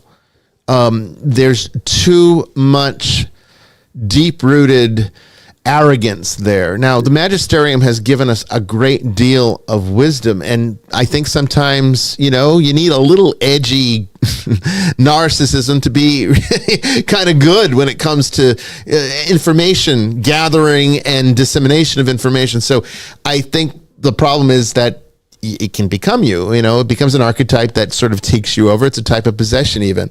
And that's what's happened with Rome. The magisterium is a beautiful thing. And that's why we as an independent church still follow it, even though we're under no mandate to have to. We choose to freely because it's just so valuable. Why would we not want to? However, that being said, the administrative aspects of the church have unfortunately, they've missed the mark, in so many different ways. I have never, even when I was a seminarian, this debate was going on even way back then, even before Benedict. And I can say that, because I entered seminary under John Paul II, and I can just say that even though that the Novus Ordo was sort of the standard, I knew that there were people that we serviced, older people that were probably dead now, I'm sure, that we talked about the old days and the way it used to be and how they wish we could go back to that and how wonderful it was. Mm-hmm. And I remember thinking to myself, well, why can't we have both? I mean, personally, I grew up in Novus Ordo, so I have that's a special nostalgic place for me. And I came to my experiences with God through it. So I've never really needed anything more than that. It's always been wonderful. Orthodoxy was great too, and I've done the extraordinary form of the Mass, as they called it. I've done that too, and so but all is wonderful. They're all wonderful, and I like them all, and I would actually like to participate in all of them. But essentially, Pope Benedict's allowed that. I know he did. And that was wise. It's so bizarre what's happened. Well, I don't. So bizarre. The church is in a very strange place right now. It's almost like they're trying to self-destruct. They're turning churches, these beautiful cathedrals, into rock climbing wall clubs because there's nobody's coming, so they just got rid of the building. They sold the building. Anne's just got turned into a mosque. There's no shortage. There's no shortage. No shortage of Muslims coming. All that history. Yeah. I mean, that's just the way that's the way it is, and it feels like the church has gone out of their way to make it worse. So, I'm with you, Father, on that one. I think that people should have whatever speaks to them. There should be all of these beautiful forms maintained and preserved, if for no other reason, posterity. Why should we lose these wonderful rites? To keep them going, just out of the same. I mean, church should at least understand that the church loves, tradition and history. Why not keep it going? But you've just described the generational issue, because of course the older people now that are in church are the ones that don't want them. Don't know it. They don't know it because they didn't grow up with it. Well, they sort of have a vague memory from childhood. And look, it may well be associated with abuse and also. See, I think a lot of people associate the old rite with some of the terrible things that went on within the Catholic Church in that period. But of course, and it was a lot worse back then. People will constantly talk about the pedophile priest, but you got to understand, it was prolifically. It was so much worse in the 50s. We're nowhere near that today. No, nowhere near that. Yeah, thank God. But the weird thing is, so the older people are the ones that want the folk masses and the terrible songs, terrible hymns, and the young men, especially young men, but women too. Like I said in the chat there, all these young women were wearing the mantilla. Now, you can hear a baby boomer woman saying, "I'm not wearing that bloody head covering in church. We're equal." Blah blah blah blah. Yeah. You can kind of the cliche, not all, of course, but the cliche. Well, it seems that these young women who probably enjoy far more equality, in fairness, so they're in a different context, are actually taking those things back up. And so the weird thing is, you've got this generational shift where the younger people want to go to the older thing because the Beatles aren't cool to them, so they want. And this is not an attack on the Novus Ordo. I just think there's room in this church for all of it. I don't think you need to be exclusionary in any form. And I mean, yes, there's something beautiful about doing. Include those things. There is something beautiful about doing the same rite around the world together. I get the reason behind that, but what's the point if it's not speaking to everyone on the same level? I mean, it's more important that people find God in a way that is relatable, something that speaks to them. And the old ways are sometimes better in this respect. Calling in from the 913 area code from Kansas. Hello, you are on the air. Hello, Bishop. This is Tim Klein. I sent an email out, and Jamie had emailed me earlier today. Yes, thanks Tim. for calling in, Tim. Calling in, so yeah, thank you. I decided to call in. We got it's funny because I had just listened to a thing from 6 years ago that you did about, it's called something, and then it says Dangerous Games, the Ouija board. Oh yeah. And I stayed up and listened to it one night. And then my wife's friend comes over and she goes, "You wouldn't believe what I found in the closet." And for some reason, I was like, "You found an Ouija board, right?" And she goes, "Yes, we found an Ouija board." And she goes, "No wonder things have been happening out at the farm." Now, out at their farm, they kind of have, it's just family, but you could call it, for lack of better terms, a community. They got several different people that live out there and they help on the farm. Mm-hmm. And within the past year, 3 people have just randomly gotten sick. and gotten dead. Like they passed away, just got sick and passed away. And I'm not going to really say that it's coincidence or attribute it to the Ouija board, but they kind of want to associate that with the Ouija board. Sure. Yeah. Now, I told her, do not destroy it. I've always, you said that in the YouTube episode. Do not destroy it. So I told her, don't destroy the Ouija board. Let me figure something out. And it kind of paused from there. She says she doesn't know who used it, but there is a person within the property that gets up in the middle of the night and wanders around, kind of like you said that one of your friends did that was part of your group. So, yeah, I don't know. I told her, just don't use it. Don't try to burn it. Don't try to destroy it. Does she know who it belongs to? I mean, was it just something that was always in the house, prior residence, grandma's old Ouija board from the 60s? Do you know anything about how it got there? She found it in her grandmother's closet, and she doesn't know how it got there. Okay. She was looking for some old clothes, and she had gotten rid. She took some old clothing material that her kids had outgrown, and she took them to a local store and donated them. And she said the next day the clothes had shown back up.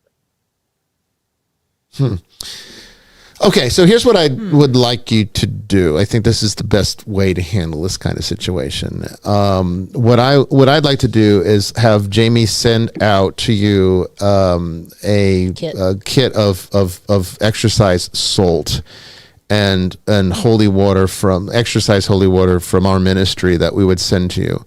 What I'd like for you to do is then box this Ouija board up and cover it in the salt and water. Just like pour it all on there. If you have to put it in a plastic bag and then put it in the box so that the water doesn't get all over the place, that's fine too. Trash bag. Yeah, just seal it all up, throw it all in there, box it up, and send it to us. And then we'll dispose of it in a holy fire. That's really the best way to break whatever might be attached to it and to eliminate any kind of effect or mitigate any effect on anybody, assuming there is anything going on there that's related to the Ouija board. The address, the mailing address for the church is on the website, just on Nicolean.org, esotericcatholic.org. Just click on Contact Us. There's a mailing address there, 9148 Ephesus Church Road in Villa Rica, Georgia. You'll see it there. And you can just shoot me another. Or shoot one to Jamie, and she can email, and we'll exchange addresses and instructions, and I'll get that out to you probably early part of next week. Yep, and then we'll destroy it. We'll destroy it the proper way, and that way it mitigates the effect on you, and it can be eliminated the correct way with us. Okay. Yeah. I wouldn't worry too much. I mean, we'll send you enough ample supply that if you feel like you need to bless yourself with the water or, sprinkle it around the environment, that's fine too. You can say, we'll give you some extra so that you can keep some for yourself, just to kind of clear the environment a bit. We can also send some blessed frankincense that you can burn in the various areas. People are so happy, they're kind of sage happy, sage. But blessed frankincense is much better for stuff like this, and that will be the better way to deal with it. So, yeah, we'll help you through it, Tim. Don't worry about it. No big deal. All right, we got this for you, bud. Yeah.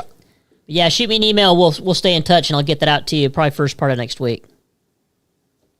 All righty, I'll do that. All right. Sounds good. Thanks for calling in, man. Yeah, thank you. Thank you. Take care. God bless. Bye. Yeah, that's a good one. I'm loving the accents tonight. Massachusetts accent, and now we've got Canada. It's just amazing. I love it. You're hearing them from all over the country tonight, Father. I mean, it's like a real radio show. How about that? Absolutely. People are actually using the phone. Thank God. Yeah, we appreciate. And James, maybe we just saw your like. Thank you, James. To us, we can live stream it. Yeah, we can live stream it too. Yeah, you can tell them that. Show you how it's done. Show them how it's done. That'll be a great way to take care of it. I know there is a fire pit out at the retreat house, and I saw that somebody was it Tish? Had a question. Was the name Tish? TN Trish. TN Trish. I answered her quickly. Trish, TN Trish. So that is she was asking about the retreat house. Yeah.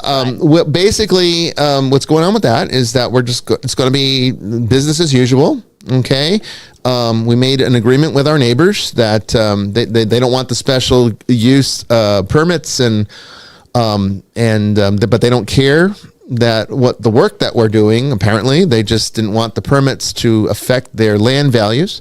So what we've decided to do is we basically talked to the county and said, this is the concerns that the community has. We're not going to be doing anything that really requires the permit. I mean, not really. So we don't see really an issue with just simply operating the way we intended to and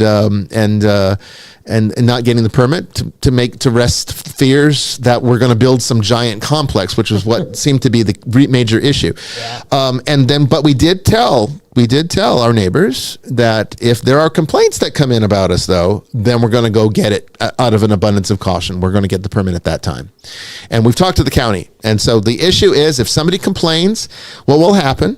Okay. If no one complains, then there's no issue. No issue. We're going to operate as normal. Okay.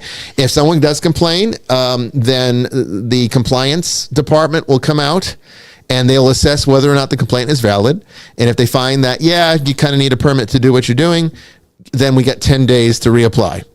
Big deal. We're back where we were at before. So we're just at that point, it's like it's in the community's best interest. If they don't want us to have this permit, it's in their best interest to leave us alone then, because if they complain, then we're going to go get it. So it's kind of a win-win for everybody. It puts the control in their hands. If they didn't want us to have it, then don't complain. We're not going to be making any noise. We're not going to be disturbing the environment. We're not going to be causing traffic issues. There's not going to be that kind of volume here. And I think they think there was, or they think we were lying about it. I really think once they realize that there's nothing going on that's unusual or strange, they'll be fine. It's going to be less than if people were living there full time. It's just a house. That's it.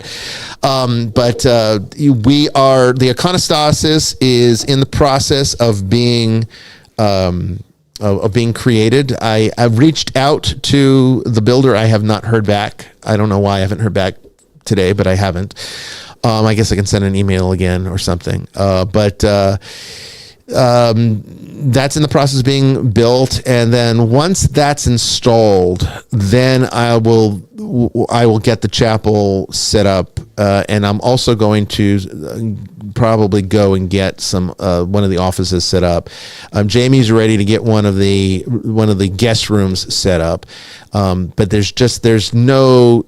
One of our benefactors donated some living room, so there's a little bit of partial living room. The kitchen is very partial, very sparse. There's not really a full kitchen in there. There's no tables yet, but all this is stuff that we're going to worry about down the road. The main thing's the chapel in the office. The main thing, the chapel in the office, and the guest room, so that way people can at least stay. They would have to eat out if they want to use anything, but there'll be at least a working bathroom and a bedroom there, and then a working chapel and office too. So that should be right around the corner. I'm guessing the iconostasis should be done sometime in September. Hopefully not as far as October, but they said 10 weeks, and that was back in June. So we should be coming up on it soon, I would think. But hopefully they will give me a report and we'll know what's going on. There is a very good Chick-fil-A not too far away. There you go. Yeah, that's about all you're going to get in Villa Rica is fast food. We do have, ironically, an exceptionally first-rate, genuine Mexican restaurant. Like, this is like the food you would get by traveling to Mexico City. This is not Tex-Mex. This is not your fajita nonsense. I mean, they have that stuff, but this is like real stuff. In fact, they send the owners go to Mexico once a year and come back with one recipe that they like, and they add it to the menu every year. Or maybe it's 4 times a year. They go quarterly. That's what it was. They go quarterly and they come back, and they're all authentic, very, very good Mexican food. We also have a really good Thai restaurant. Oh yeah, the Thai is very good. But that's about it. Villa Rica is, other than that, it's kind of. There is the Hickstown Brewery as well. I've never been, so I don't know. Did you go? Was it good? I don't know. I need to go check it out. But no, if you want to have good food, you're going to have to go down into the city, which is not too far away. It's only about 20 minutes into the city. So it feels further out than it is when you're out there in Villa Rica, but it's not too bad. But anyway, if you can help with furniture, Trish, we'd love to get that support. And offering demonology classes. Once the chapel is ready, we will then start thinking about a demonology program. And that's because our demonology program is not about teaching people demonology. It's about training people to be members of the ministry and to be able to actually service the public. So we're not going to be doing just general information. It's going to be actual practical information for use, and to be operating in that capacity, one must be ordained into the minor orders. So we need a chapel to ordain people, and of course, talking of the chapel, did you? I saw that you had an issue in the chapel. Where it is now. Yeah, my private chapel on the other side of this wall. Yeah, right. And at my home, you mean? Yeah. We did. We had it was a strange. We were watching the Olympics. It was late. I think they were closing up, and Cat was sitting with me, so I know it wasn't the cat. My son was in his collection room on his computer. We call it a collection room because he's got like every Sonic thing imaginable in there. It's true. He does. Yeah. And Tracy was with me too. So I heard a strange noise. And so, it sounded like it could be something outside, like maybe somebody lurking around, but the cameras hadn't gone off. The cameras are set to alarm me if alert me immediately if it detects any kind of motion, because there's motion detectors all around the property. Even deep into the woods, we have this. So anyone comes near the property, I'll know about it. So nothing had gone off, so I thought, well, let me just turn on, just make sure there's nothing strange going on. So I turned on the various cameras around the inside of the house, because the cameras outside and inside. And so I turned on the inside cameras, and I'm going room by room, and so everything looked okay. And then I got to the chapel, and as soon as I turned on the chapel camera, because all these cameras have audio as well, as soon as I turned on the chapel camera, I immediately heard a voice. It was classic EVP, but I couldn't make out what it was saying. And then after the voice, there was a big thump, and it was very clearly a thump. It was like in the room. And so I put it out on social media if anybody wants to see it. It's on Instagram and Facebook. Just go to Exorcist Bishop on either location, and you'll find it. It was not too long ago. It should be one of the more recent posts there. And tell me if you know what it's saying. I've got a lot of different theories as to what it says. I don't like telling people like what Ghost Adventures does. Don't say, otherwise they'll hear it. That's right, because it is. It's a type of matrixing. It's an audio matrixing, really, and your brain will eventually hear what you're told. Everybody was pretty much across the gambit. What they heard. Everyone heard different things, and honestly, I'll be honest with you, I could hear everybody's suggestion, which shows just how variable it is and influence it can be. So there was definitely a voice. I can't tell you what it was trying to say, but I haven't seen anything going on in there. You said you felt things at Mass a few times, but I did right before that happened, and then the following week, I could feel a presence behind that iconostasis. You know how you get the chicken skin and the chill goes up your back when you feel a present entity being present. Mm-hmm. That's what I felt. And I didn't feel anything this last week, so maybe Mass helped. Yeah. So obviously, when I was there, you hadn't set up the chapel yet. You'd literally just moved in. Right. Yeah, you hadn't seen it. I mean, it's. I had just moved it. The lower level of the house was still pretty much boxed up, and chaos. Yeah. So yeah, the chapel. But, I certainly didn't feel any negative thing at all at your place. No, the only negative thing around here are the people from the county. Yeah. Trish, if you want to join the Forbidden Truth webinar, I see that conversation's being had in the chat on YouTube. If you want to join if anybody out there wants to join the Forbidden Truth webinar, I cover a variety of esoteric subjects in painstaking detail. Yes, if you want your brain blown, check it out. Yep. And every class that has ever been offered is available on demand to any student that signs up. So even if this class has been going on for 6 years now, even if you missed the last 6 years, all 6 years of classes are available for you to attend virtually through the on-demand library. So you can just access this by going to esotericcatholic.org or Nicolaitan.org and clicking on webinars. Just click on the webinar and you can sign up there. It's on the website. Just look for it in the... No, it's not Nicolaitan.mn.co. That is for the Nicolaitan network. It is esotericcatholic.org or Nicolaitan.org. You cannot sign up through the Nicolaitan network. That is just our online newsletter and social group. But the classes are stored there. So once you sign up, you will be directed over to the Nicolaitan network so that you can access the classroom. But if you want to sign up, you have to go to the website, esotericcatholic.org or Nicolaitan.org, and click on webinars. Okay. All right. I think we have time now before the break for the last question. I think the only thing that,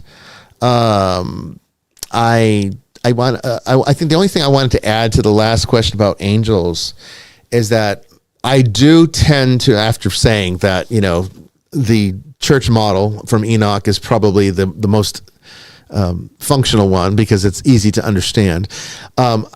There is a higher, I guess, more sophisticated description that comes out of the actual rabbinic culture of Judaism that doesn't really focus in, because remember, rabbinic Judaism doesn't really look at things like Enoch or the extra canonical aspects or even the canon itself as literal histories. They understand these things to be, metaphors and analogies, allegories, yes, for understanding these ineffable things. But to understand a fallen angel from the more esoteric vantage point, it is important to understand that a fallen angel falls through its contact with the Yetzer Hara of man. So if you don't know what Yetzer Hara is our fallen nature, the proclivity to do the wrong thing. Okay. And this is where free will, being able to go against the will of God, comes from. Okay. Isn't it interesting that even if you want to look at the Garden of Eden story, Adam and Eve with the serpent and the tree, as a history, which it's not, but if you want to take it to the point of being a history, that's fine. Okay, I understand. Some people like to see it as history. If that works for you, go for it. It was not meant to be a history, though, folks. I'm sorry to disappoint you. The Adam and Eve were not real people in that sense. It's much more important than history. Much more important than history, yes. But why does the serpent tempt Adam and Eve to disobey God? Why? Because it needs Adam and Eve to disobey God in order to accomplish what it wants to accomplish. It does not have the ability to make its own decisions except through the will of man, because God made us perfectly free. Perfectly free. In every possible way, he made us free. So there is no way that that an angel could even grasp that, because they were not given that kind of freedom that we were. We were made perfectly in God's image, and being made in God's image is to truly be absolutely free. Okay? So the reason that the serpent tempts Adam and Eve to disobey God is because in order to fall, they need us to fall. So they fall through us. Okay? That's how it works. Again, it's about nature though. It's not about desire. It's not like, oh, I hate God and I hate these people. And so let me I just want to destroy it all. So let me just, I'm going to just do all these things to cause problems. No, it's so much more rudimentary than that. You're talking about base nature. I mean, why could you literally put, take like the Blue Lagoon. Everyone remember that movie? How could you put like a boy and a girl on an island by themselves with no adult supervision, without any knowledge of human sexuality or anything, and they could still figure it out and have a baby? I mean, yeah, it's a movie, but it would happen though. In real life, it would still happen because it is built into our nature to be able to understand sexuality. We will mature to understand it by base nature. It's part of who we are is to create. And human sexuality is one of our primary functional aspects of creation. One of the fundamental aspects of being made in God's image, to be able to create new life. We don't need to think about or be taught or trained in it. We just know how to do it, and we will figure it out because it's in our nature. It's the same thing with like, a mother just knows certain things instinctively to take care of her child.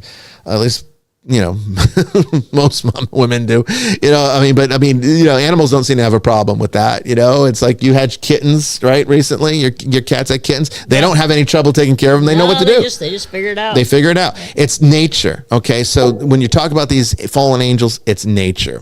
All right. So we got to hold off just a second on the third question. We'll get to that one in the third hour, but we have got another call here coming in from, we're getting the calls are coming in tonight. I love it. This is California. From the 559 area code in California. Hello, you are on the air with Vestiges After Dark. Hello, guys. How you guys doing? Doing how well. How are you? I'm good. So I have two questions. One pertaining to, I'm not sure if you guys are familiar with the case of, I'm not sure how to pronounce her name right, but it's like an exorcism case. I think the name is Annalise Michael from. Yeah. Are you guys familiar with it? Oh yes. Mm-hmm. Yep. I've been watching like a couple of documentaries of it, and from what I get from it, to me it seems like it was unsuccessful. I mean, was it a successful exorcism? Do you guys think or not? Like, because she ended up dying. I would say, okay, I'm sorry, go ahead. Go ahead. I'm sorry, go to your next question. I'll answer both of them. And the second question is, I think Zach Bagans has the box of that exorcism, and he has it at his museum. And I wanted to know if something is attached to that box still. Like, I'm not even sure if something is attached to it, but if something is still attached to it, can it attach to someone that visits his museum? But I'll let you guys go. But and now I'll listen to you guys on YouTube. Okay. But thank you. Thanks for the question. Great. Little one in the background. Yeah. He did acquire. I think I read somewhere where he did acquire some items from that exorcism. I'm not sure what they were. They're both good questions. Yeah. The first question as to whether I think it was a failed exorcism. I don't think it was an exorcism that should have ever happened because I don't think she was possessed. Plain and simple. I think she was a mentally ill person that was grossly misdiagnosed. Yeah, and pushed and never should have gone that far. And I think it was actually negligence on the part of the church in that respect. I really absolutely do. She had a physiological problem. Yes, it wasn't even like it was a psychosis. I mean, she had temporal lobe epilepsy. Mm-hmm. Yeah, which was going to create all sorts of hallucinations. And the temporal lobe they call it the God center of the brain, because you can invoke spiritual experiences, be them God experiences or demonic experiences, by stimulating that part, that part of the brain with electromagnetic energy. So they have actually been able to simulate mystical experiences, visions, just by stimulating the temporal lobe. So if a person has a temporal lobe epilepsy, which is basically a misfiring of the neurons in that particular part of the brain, it's going to create the exact same effect that they do in these studies with electromagnetic frequency. So yeah, I mean, this was a gross misuse of the church, and the family was involved too, and there was, the whole thing was a mess. And so I wouldn't say it was a failed exorcism. It should never been an exorcism. Had no business being. The most they should have done there is unction. Yeah. They should have gone there and prayed and given her unction, and then let the doctors take care of it from there. But that's what superstition gets you. But also, even if you were going to do an exorcism, why would you not have doctors present anyway? I know. That's the other side. You can be physically ill as well as possessed. You can, and actually you will. You almost always will have both. They're related. They are related, but the problem is that a lot of people, as soon as they get the validation that this is, it's a spiritual problem, they give up the medical part of it, and that's where it becomes very dangerous. We're going back in time to 1976, and a Bavarian family. Like, there's all sorts of cultural reasons why they would, they may have rejected ideas of leaning on medicine when they thought it was a spiritual problem. Yeah. But I mean, this case is one of those that has in fact set back exorcism. Oh yeah. Reason that the church is it got to the point where they should have known to stop. Yeah, they should have. I don't, But they've done other ones. There was some monks and a nun that got, I think, charged with first-degree murder. I think it was somewhere in Eastern Europe. I don't remember which country. But they did an exorcism on a nun, a young nun that apparently was possessed, and they ended up crucifying her. Yeah, they did physically crucifying her too. Documentary on that. Yeah, they actually they killed her, staked her to a cross, and they killed her. Yep. And it's like, I'm sorry, I can't think of any scenario where I would ever need to crucify my patient let's put them in more pain. I mean, the things that people do, but we get blamed for it. I understand the argument that, somebody may die. Not that you should cause their death, but somebody may die. Yeah, it's from the stress. Heart attacks, strokes. Sure. Dangerous. Yeah. But also that an exorcism could, in theory, I think you're right about this one. Could in theory be successful. They may die, but actually their soul was saved before they died. This is why a successful exorcism, but this is not this. This is not this. This is why I always embrace my subjects, whoever I'm working on. I always hold them almost like a parent holds a child. And I do this not because I'm trying to be compassionate. I do this because I need them to feel safe so that the stress of the exorcism does not elevate their blood pressure in an unhealthy way. And it's been proven that embracing physical contact, hugging, lowers blood pressure. It relaxes people. And so I'm not doing this for any spiritual reason. I'm doing it strictly to keep them physiologically calm so that the stress of the exorcism can be something separate, almost like as if they can separate the two. And it works very well. There's been several times where we've had to do, serious, like severe exorcisms. One's much more severe than what you see on TV with us. And I can tell you that our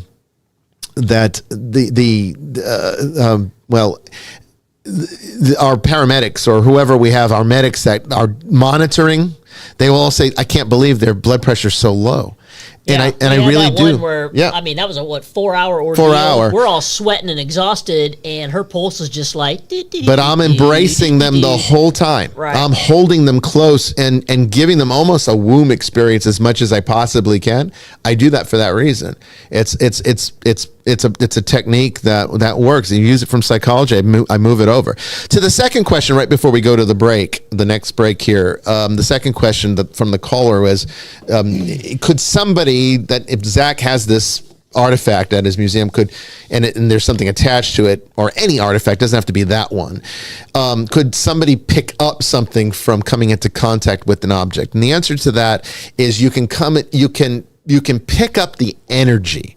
Remember, Brandon, you really picked the right questions tonight because they're all related. Yeah. The frequency, again, is playing a role here. So think of frequency as something that changes as you enter the field of whatever's resonating. So let's say you have a radio station that's resonating out of frequency, but just imagine if you got radios close enough to the signal that whether you're tuned to it or not, it's affecting being able to use that radio. This does happen. A strong signal can override the functionality of the tuning device within the radio. And this is what we're like. Okay, so when we come into contact with something that's resonating out an ultra negative frequency, something that we would relate to the demonic, then we can pick up that frequency and take it with us. It's not as though you're picking up a demon and now it's like, oh, I'm going to go, hang on to them. We can use that analogy to make it understandable to people, but that's not really metaphysically what's happening. What's happening is, remember, demons don't need to jump around from people to people. Demons by their nature are fractured. So they multiply by fracturing themselves. And we pick up the fractures because we're fractured too. I gave this analogy at Mass. It was awesome too. The Mass last week, right? The pot. Yeah, it's like, a good homily. Let me just say it before we go to break. We're all like a beautiful vase that God crafted himself.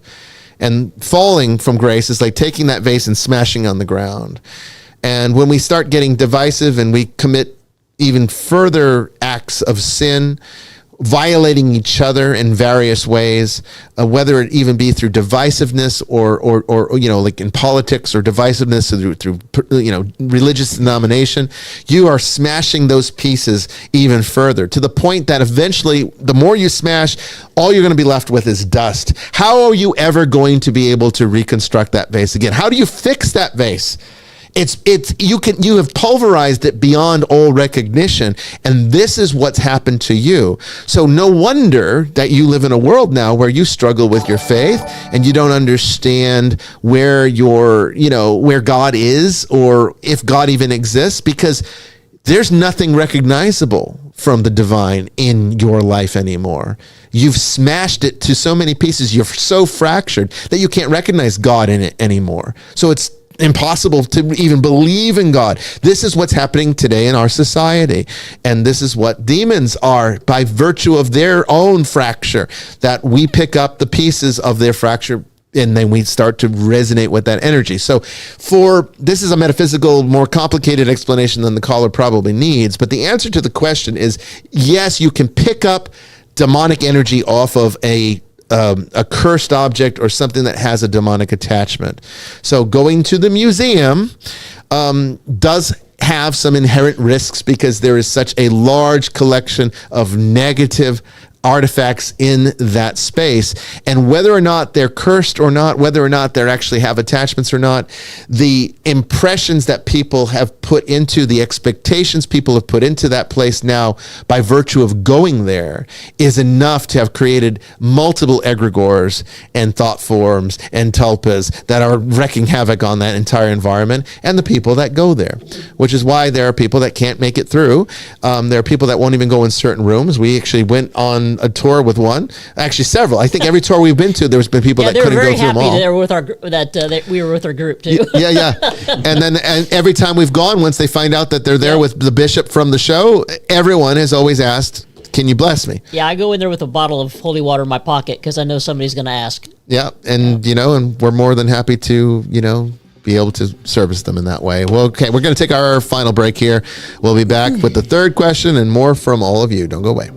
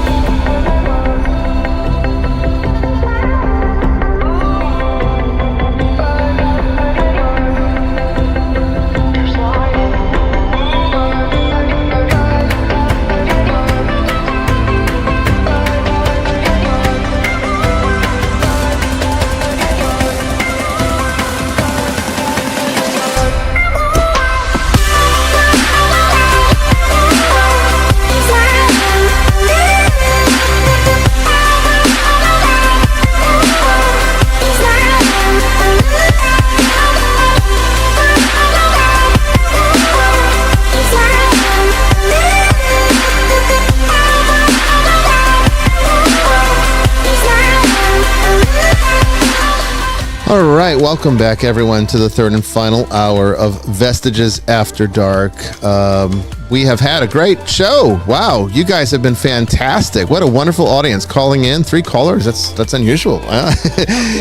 Yeah, I'm telling you, this is fantastic. So great to have all of you here with us, asking your questions, telling us your stories. We've got one more question from the ether that we're going to get to in this third hour.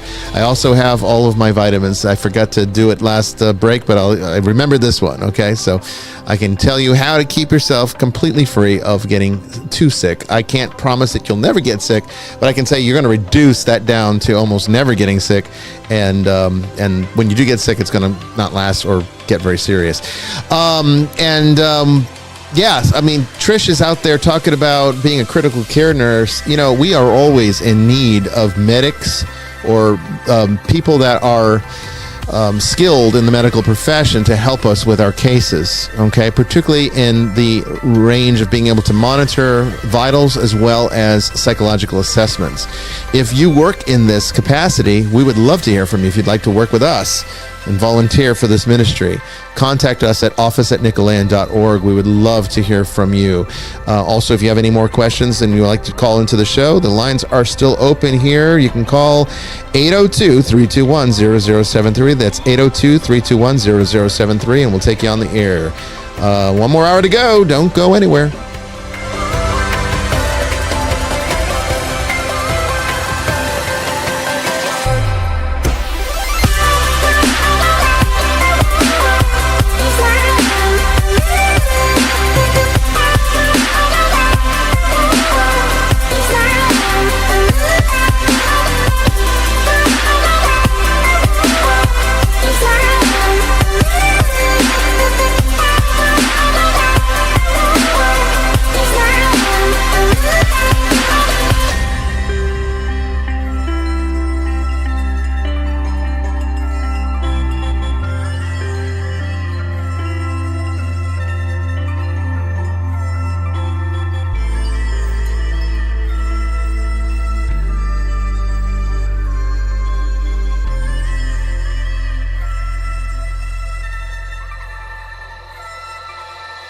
Okay, so for those of you who really want to know my vitamin regime, this is what I do. So in the morning, okay, I take, this is not the right one. Hang on a second. I'm giving you the wrong stuff here.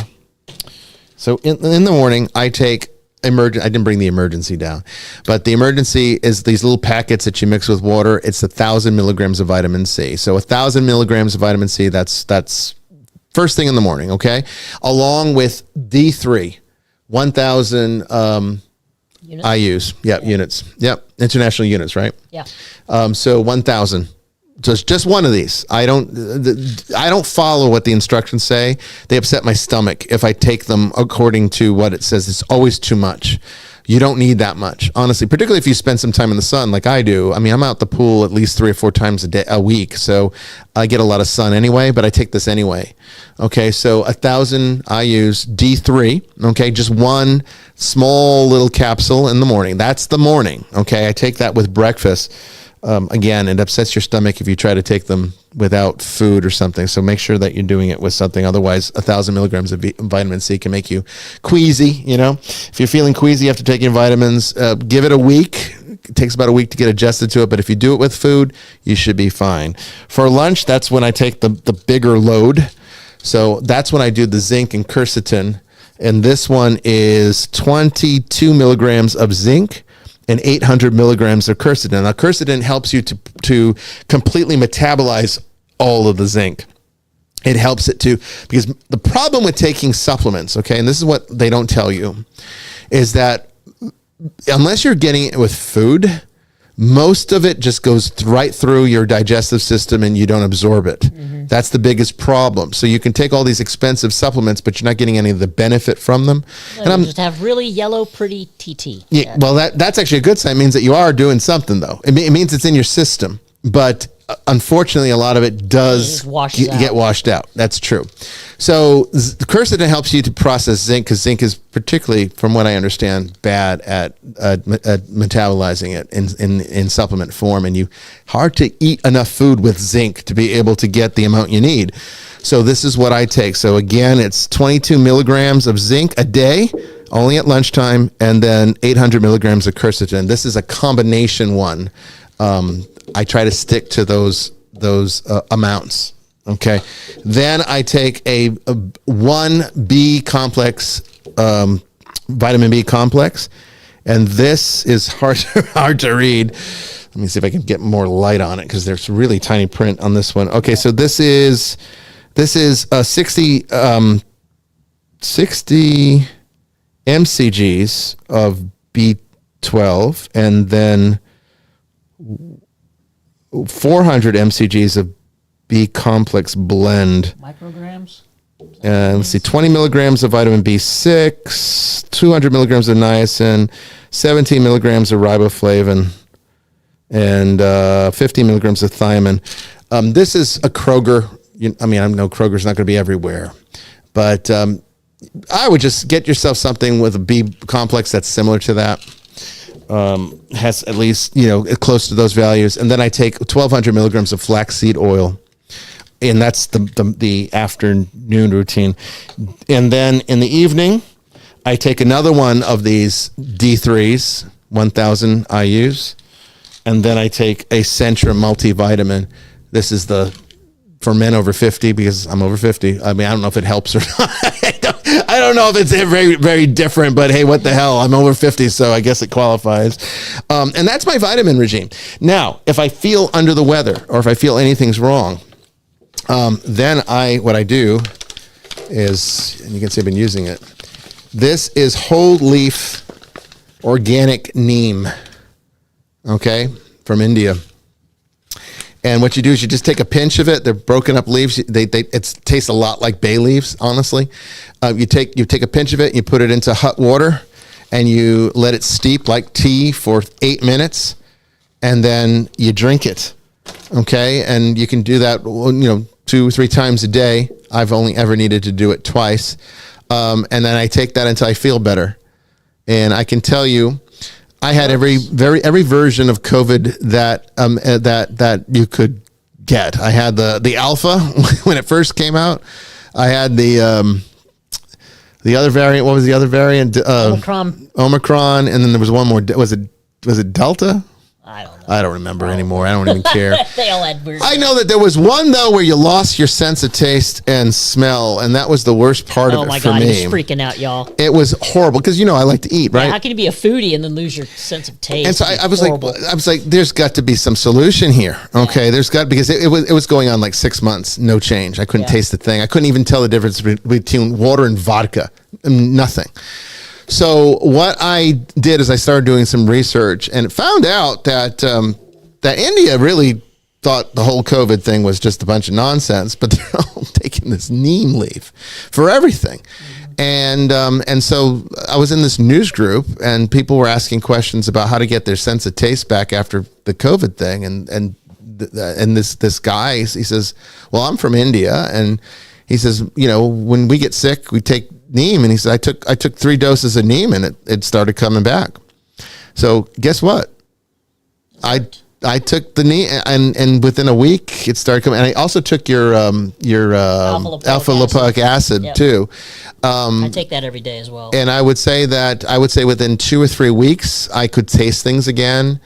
And garlic and red wine were the ones that took the longest to come back. Ironically, I couldn't taste garlic or red wine correctly. I could taste it, but it didn't taste right. But using the neem came right back. And so now neem is basically a natural antiviral.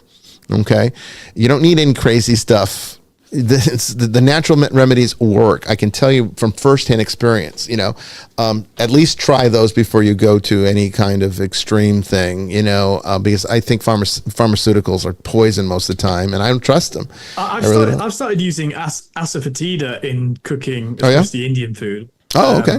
So asafoetida is obviously Indian thing as well. And the Brahmin priests, they won't eat onion or garlic for religious reasons. Yeah. So they use asafoetida, which has a kind of it's like an umami, leaky, oniony, garlicky. So it's flavor. kind of like the flavor without it being that. Yeah, but it's made from a resin, and it stinks. But I mean, I don't mind it. But it's called asafoetida, as in fetid. It smells interesting. But when you grind it down and you you basically flavor the oil with it, it then becomes this amazing fragrant thing. And I suspect it has similar benefits. It probably does. One of the benefits is it reduces gas. Well, get yourself. It's used especially for those that eat lots of dal, lots of lentils. Oh yeah. They use it in the cooking to reduce the gas element. Well, get yourself some neem, and take How are you spelling that? NEEM.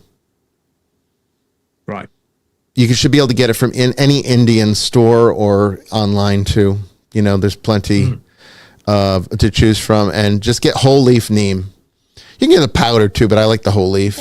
Our tea shop, Adagio, doesn't have it? No, because it's not really a tea. It's a spice. So, I see. But it can be steeped like tea. I got you. Okay. But you could steep bay leaves too. Need to go to the international market. Yeah. But I just get it online. And, I've steeped bay leaves before. Yeah, you can. And it's a similar taste. It's very bitter though. Very, very bitter. But I don't mind it. Honestly, it tastes like health to me, because now it's like that bitterness was like one of the first things I remember tasting again. It's like, oh my God, nothing ever tasted so good than that bitter, miserable taste. Cause it's like, I can taste again, I remember the first time, I can't stand the smell of peanut butter. I hate the smell of peanut butter. Oh, man. It makes me sick to my stomach when I smell it. And it's like, even when Levi was making himself a peanut butter sandwich, or Tracy was making something, it's like, as soon as you don't like it either, you don't like the smell. No, I can't. gross. I can't stand it. Weird. I can't stand it. I like peanuts and I like butter. I do not like them being. Well, you don't like olives, and I don't understand that. Yeah, I don't get olives. that. I'll eat the heck out of some peanut butter. But the peanut butter, it was like, even smelling that, I was like, oh my God, this is wonderful. Now it stinks again to me, but at the time I liked it, because it's like, I can smell something. And it was neem. I really attribute it to neem and alpha lipoic acid that got me back on track with that. Okay, so Brandon, I know that there's one more question. We've never had a show like this. This has been a really good show. I can't believe I can't believe we're still on questions from the ether. So let's do the last one here, and then we'll just see if there's any more from the audience. It's one from Brandon. It is. Oh, it's gonna be good. I don't know. I might have broken the trend, maybe.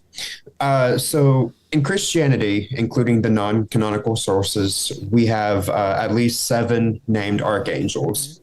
In Hinduism, it said Brahma created the Saptarishi, the 7 sages, and that in Zoroastrianism, Ahura Mazda created the 6 Ameshaspentas, or 7 if you count the Holy Spirit, Spentamanu.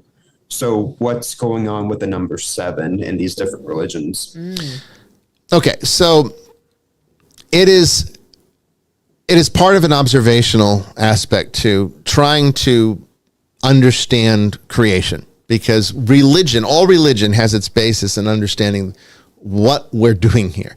There's 2 things religion's trying to explain. Who are we, and why does it suck? I mean, that's basically what all religions are trying to figure out. Where the hell did we come from, and why does life suck so much? Why is there so much pain and suffering? Okay?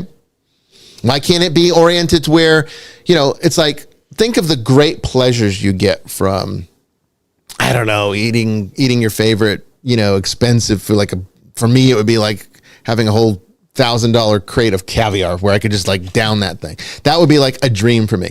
But obviously that's not something I can do every day, and why can't I? Why does pain and suffering and monotony, like work, having to be, think about jobs, okay? Most people would rather be home doing something they like rather than going to work and doing their job, unless they really, really love their job, which some people do. But most average people would rather not have to go to work, right? They'd rather be home doing something that they want to do. But you get what? 1 or 2 days where you can do what you want to do, and the 5 days or maybe more, depending upon what kind of job you have. You're doing someone else's job. You're doing work, and things that you don't want to do. You tend to spend more time with your coworkers than with your own family, with your own wife, with your own kids. Why is life programmed towards the negative? That's what religion attempts to answer. And every religion has a different way of going about trying to solve that riddle. So the first is, who are we? And the second is, why is there so much negativity? Or think of Murphy's Law. If something can go wrong, it will. That's the problem of entropy, right? You're not getting healthier as you live. If you lived in a perfect world, you'd get healthier. In this world, you get sick and die, okay? So everything's programmed towards the negative. Religion wants to know why, okay? So the best way that the ancients could come up with to try to figure this out was by observing creation.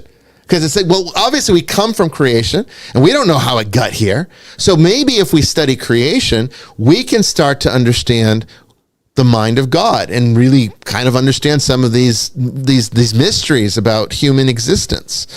So 7 is important because 7 makes up some of the fundamental aspects of creation. Okay? And that is time, okay? Light, okay? And time, light, and cosmology. Okay, so where do we get these? Where do we get these kinds of things? Well, time. Most cultures are on a 7-day week. Now, you could argue that this has been influenced from biblical dissemination. Okay, but there is a certain cohesive aspect to how 7 days of the week work within the timing system of months and years and everything else. So you have 7 days, and we all agree on it now, so it's become an archetype of a sort that is into the integration of 7 being a reflection of the nature of time. Like, even if you want to look at it from a pure Judeo-Christian standpoint, even God follows the 7-day week cycle. He creates a rest on the 7th day. Okay, so even God is like part of the system in that way. Okay, light is the 7 colors of the rainbow.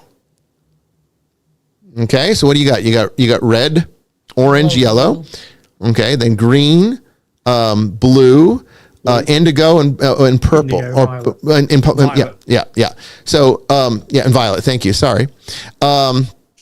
Yeah, and so that and then you have also. In cosmology, you have the 7 planets of the ancient world. Okay, so you have Mercury, Mars, Earth, if you want to count that. All right, Jupiter, Saturn, Uranus, and the Moon. Because remember, as far as celestial bodies are concerned, and astrology and everything else. Or you can count the Earth, you can count the sun. Okay, so from an astrological standpoint, the sun and the moon are considered planets. Okay, and they're all part of the inner reality.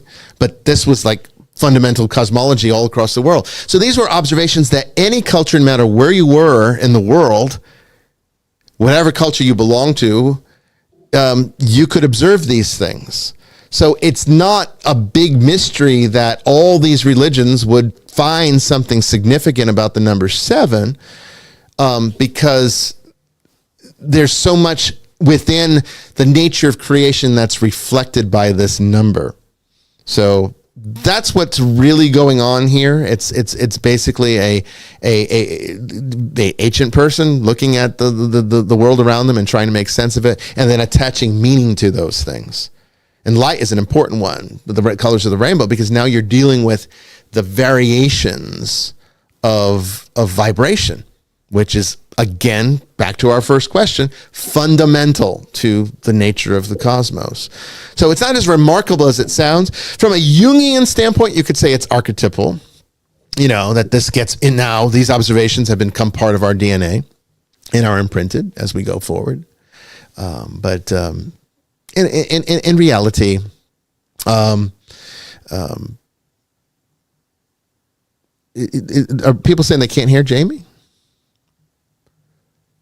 I just noticed. Okay. I don't know if anybody else can or not. No, Everything's it's a joke. Oh, okay. I'm sorry. I was saying, like, literally? I didn't see the whole stream. I'm just making sure that I didn't have something off, because sometimes, when I get off on my thoughts, I miss a button or something. The deficits of engineering the show while being the host. Right. But, so that's really what's going on, Brandon. It's your question. Anything you need to know beyond that? No, you kind of took the mystical aspect out of it. Yeah, there's not too much mystical. Well, it's mystical in the sense that, these are reflections of creation. And why is it this way? Why does the spectrum of visible light operate this way? Why does time operate neatly this way? Why does our solar system have this kind of configuration? I mean, you could say that that's mystical in a sense, but it's not really terribly mysterious why all these different cultures would see something special about 7 when they're all making and have access to the same observations. I think you deflated him. I didn't. I didn't mean to do that, but we got to keep it real sometimes. It's not always a demon. Yeah, it's not. It's really not. Okay, so it's more akin to convergent evolution, right? What do you mean? That actually this is just what plays in the case of human beings. It's how we instantiate the physical world around us. So convergent evolution is the idea that, like a continent like Australia, which is so divorced from everywhere else, nevertheless, a koala develops fingerprints that look like a human. Oh, yeah, there you go. Okay, I see what you're saying. So it's a little bit like that's like the biological version of this that we respond to our physical surroundings. I mean, clearly the 7-day week is the most directly relevant to the human species. That therefore numbers are going to take on this significance as well. And then you've got the cultural phenomenon. The study of numbers, the use of numbers within scripture, within the Bible, is a whole area of theological study. 40 right? And 7's important there too, because there's 12 tribes of Israel. All of these things. So 12 zodiac signs. What do the 5 loaves and 2 fishes, or the number of baskets? They all have deeper meaning. Right. Some of which are the opinions divided upon, but so we respond in numerical ways because we are beings that count things. We actually count things. Well, we quantify everything. I think a species that's stuck in entropy, where there is the problem of scarcity, which is, again, you could say is the fundamental aspect of one of the 2 points of religion. Like, why does it suck? Well, you could say that the answer to why life sucks is because of entropy. And what does entropy cause that makes life suck? Well, scarcity. And so a species that has to deal with scarcity is going to quantify everything, because you got to make sure that you've got something from that limited supply, don't you? And that's where it all comes from. And so, numerology really is based on that. We're always permanently engaged in the Paradise Lost story. That's the whole thing about Eden. The Edenic way of life is everything's abundant and you've got no worries or concerns because there's no entropy, there's no dissolution going on. It's just abundant. Abundant, comfy, easy life. Well, it's extropy. It's actually it's what's known as ectropy, is the sense that it works through the reversal. It's just abundance. There is no scarcity. But I think the folly of human life, because this is not the Christian way. The folly of human life is to try and reach back into an Edenic world, as though we could go back to Eden. And that's people refuse to grow up. They don't take on the burdens of life and the responsibilities that are thrown at them. They try to retreat to that childlike Edenic state where they don't have to have any of these. And so for them, the aim of life is to avoid suffering, pain, difficulty, challenge. Right. And of course, we know that that's garbage. That leads to a meaningless and pointless life, and one that's ironically filled with more suffering. The Christian way that's why Jesus says, "Take up your cross." It's taking up the cross and dragging it up the hill. That March on, Christian soldiers. Although it's painful and difficult, that's actually where we find solace and meaning. So we shouldn't be trying to escape to Eden. We should be embracing the cross and resurrection that comes from embracing that cross. Well, because our nature needs that now. You know, that's part of being fractured and broken and fallen, is that now you have to work within the scope. Comes through death. It does. It has to. It works through the reversal again. Yeah, that's the hard part for people to get, because they, these atheists are always like, why does he let children suffer? Why does he? It's like you don't realize how foolish you sound when you ask a question like that, and you use that as justification for your atheism to a person like me, who has studied theology my whole life. And it's like, my God, I mean, I don't even know where to begin to try to help you. What's that? That question is the end of atheism. If they understood that, yes. You just destroyed your own argument. Yeah, yeah. But you have to kind of go through a lot of education to get there to understand how stupid you sound. It's like waking up one day and you're realizing, boy, the arrogance of youth. It's like I see some of these atheists with their stupid arguments, and it's like, my God, you guys, if you only knew how stupid you sound. Even Richard Dawkins, who I don't want to pick on him in the sort of typical Christian way, because I mean, I've got a bit of respect for him. He's quite a decent person, but even he is as confronted with what happens when entire generations of people reject the Christian story, the narrative. That and in fairness to him, he said from the get-go that living life by Darwinian evolutionary terms is a very bad way for human beings to live. He's always said, in fairness to him, he's been consistent about that. That if we were just warring and survival of the fittest in that brutish way, he wouldn't welcome that. But he's had to now, he now in his dotage is saying, "Oh, but I'm a cultural Christian." And I think, but mate, you've spent the biggest part of your professional life and influence destroying that culture. Yeah. Mm-hmm. And now he's realized that that's actually leads to some pretty shitty outcomes, and he's going, "Oh, cultural Christianity." Well, it's like, why not rape people? I mean, why not rape whoever you want? I mean, where are you going to stop yourself? Yeah, if it feels good, do it. He was directly asked that question. He was directly asked that question. Yeah. That's what led to him saying he's a cultural Christian. I mean, makes sense. I mean, you have to, right? Because I mean, where are you going to draw your standard of ethics and morality if not from something greater than you are? If you are all there is, and it's all just a bunch of meaninglessness anyway, then go eat your heart out. Go kill people, rape people, just do whatever you want. What does it matter? I mean, I've been writing to politicians recently about this very thing, because in Australia, bizarrely under our version of Conservatives, they passed legislation that they wanted to encourage more students to do STEM courses, science, technology. Mm-hmm. And so in order to do that, what they did was they pretty much doubled the fees on arts degrees. Oh, okay? Wow. Now, so what we got this situation. Now, I get it. It was actually a very, very crappy way of fighting the culture wars. He was trying to deal with the underwater basket weaving courses, Mm-hmm. But doubling... But it's across the board: history, art, theology, English. All of them have been doubled, now I'm not going to get into why that's a Luddite thing to do and reductionist for our culture, although that's obvious. The real problem is it actually frustrates science, because without people engaging with the philosophical meaning of life, how do we know how to engage or what to allow in terms of the scientific field? How do we know what the limits of AI should be, or human testing?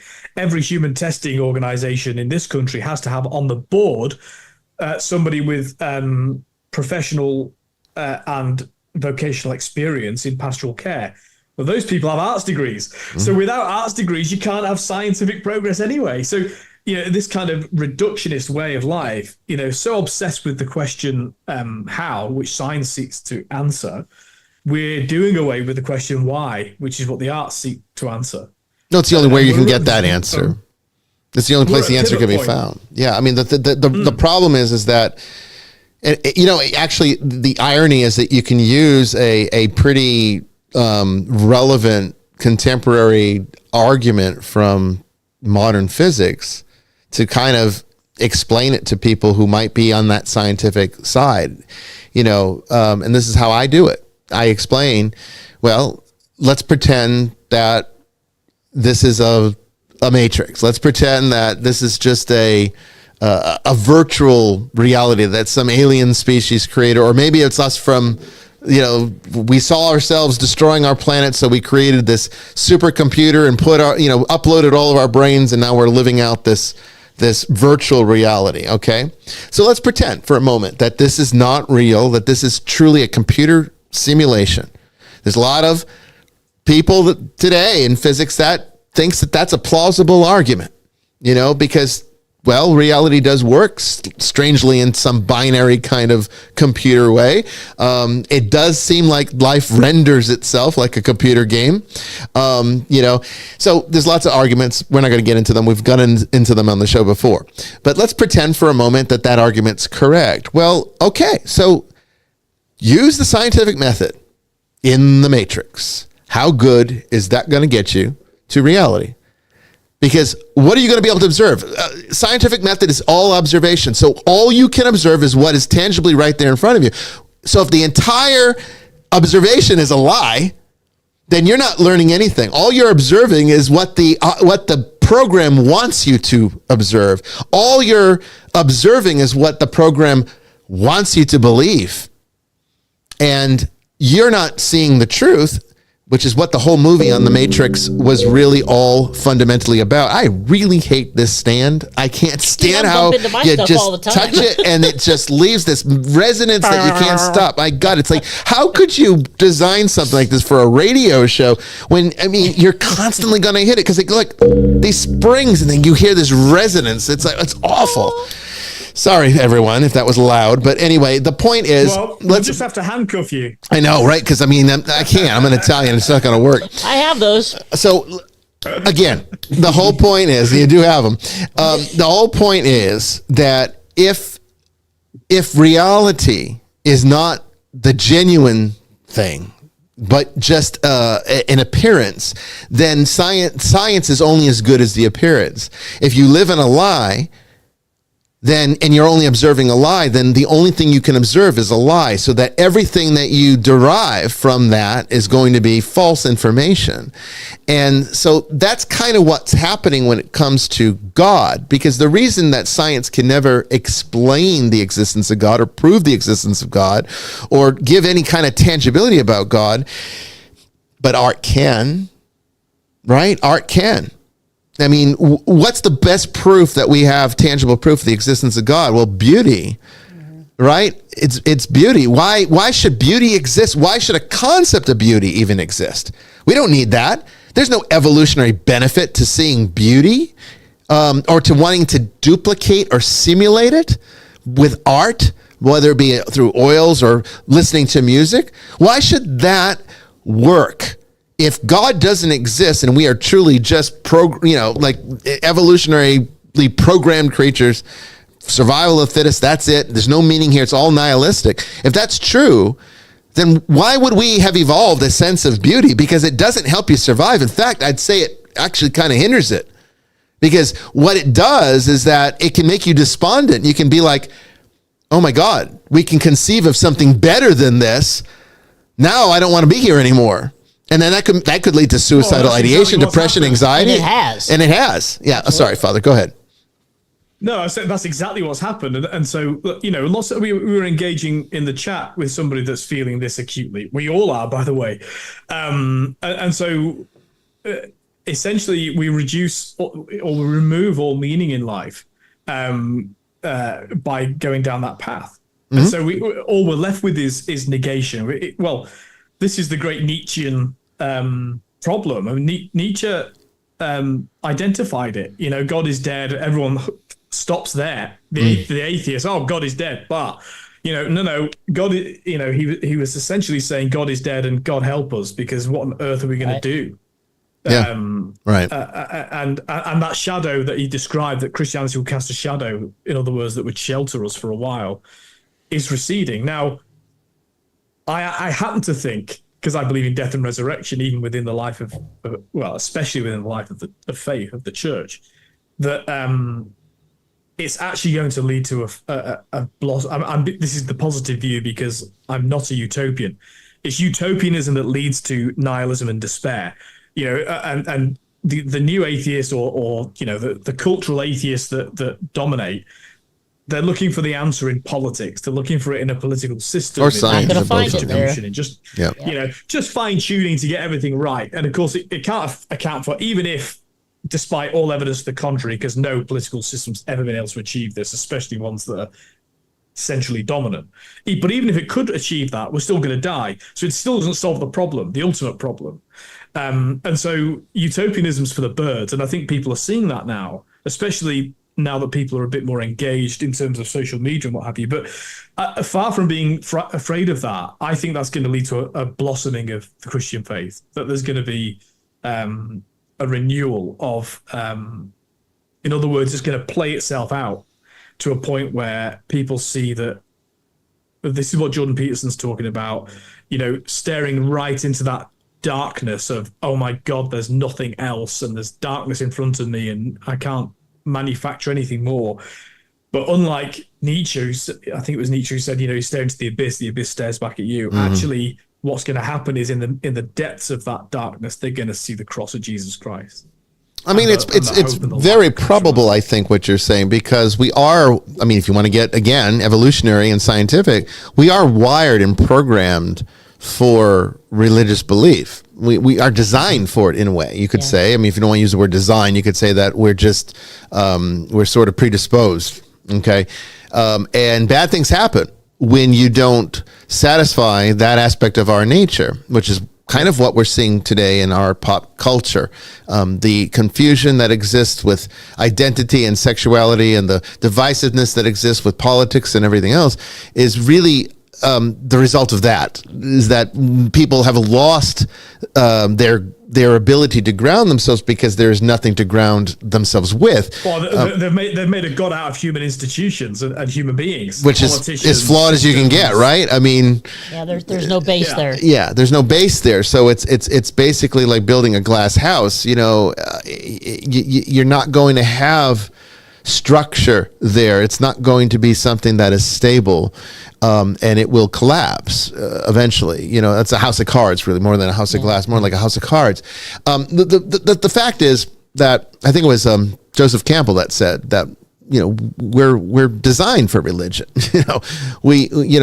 And perhaps the way to get over the hump, honestly, is through understanding, going back to the roots of psychology, because there was back in the days of Freud, and I wasn't a huge Freud fan, but back in the days of Freud and Jung, the early days of psychology, there was no problem with religion. Most scientists were religious people. Okay, this is a more modern phenomenon where it's like, no, you can't be religious now, which is ideological, right? It's cultish. You talk about cults, that's a cult, I'm telling you right now, because it's controlling how people think. It's telling you how to think. It has its own blasphemy laws. You're right. You know, I mean, that's the irony. They would reject Christian blasphemy laws. Oh, they would. The very same people are creating their own blasphemy laws. Well, because it's always, do as I say, not as I do. This is the standard for people today. I see it with the left and the right. When you look at the arguments in politics, it's like the left want to control in the right the things that they don't want to be controlled in themselves, just for different ideological reasons. And the same thing with right and left. But I think you're absolutely right about the psychological point of view, and that's why it's been a clinical psychologist that's actually renewed this debate in the world. Jordan Peterson, he's a psychologist, you know, and obviously Jungian, dominantly Jungian inspired. So he's looked at the mythos, he's looked and inevitably led to the conclusion that. And he said this many times, and of course we would agree with him, that the problem is not political, the problem is theological. Yeah. I agree with that. And I think he's absolutely right. But that's why, part of the reason, because I'm trying to understand why that service on Sunday had such a profound effect on me, I think that's part of the answer, is that, we're all led to believe that, God is dead. We've all moved on from religion and we're just stuck in these utopian cycles. But then I go to a Latin mass in a church in Sydney, a really atheistic place, and it's full of young people. And I just think that is amazing. And that flies in the face of this sort of inevitable decline. Well, idea. you needed that little spark, and God gave it to you. Yeah. Well, I mean, look, the previous generations did a horrible job of socializing their kids properly into religion. It was seen as a burden. It was seen as a waste of time.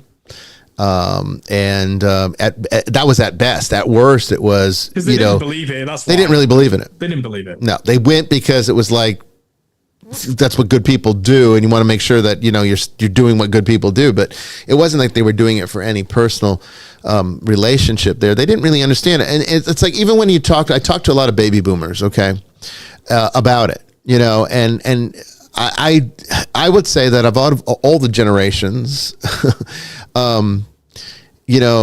they're the ones worse off than Gen Z and millennials and all this.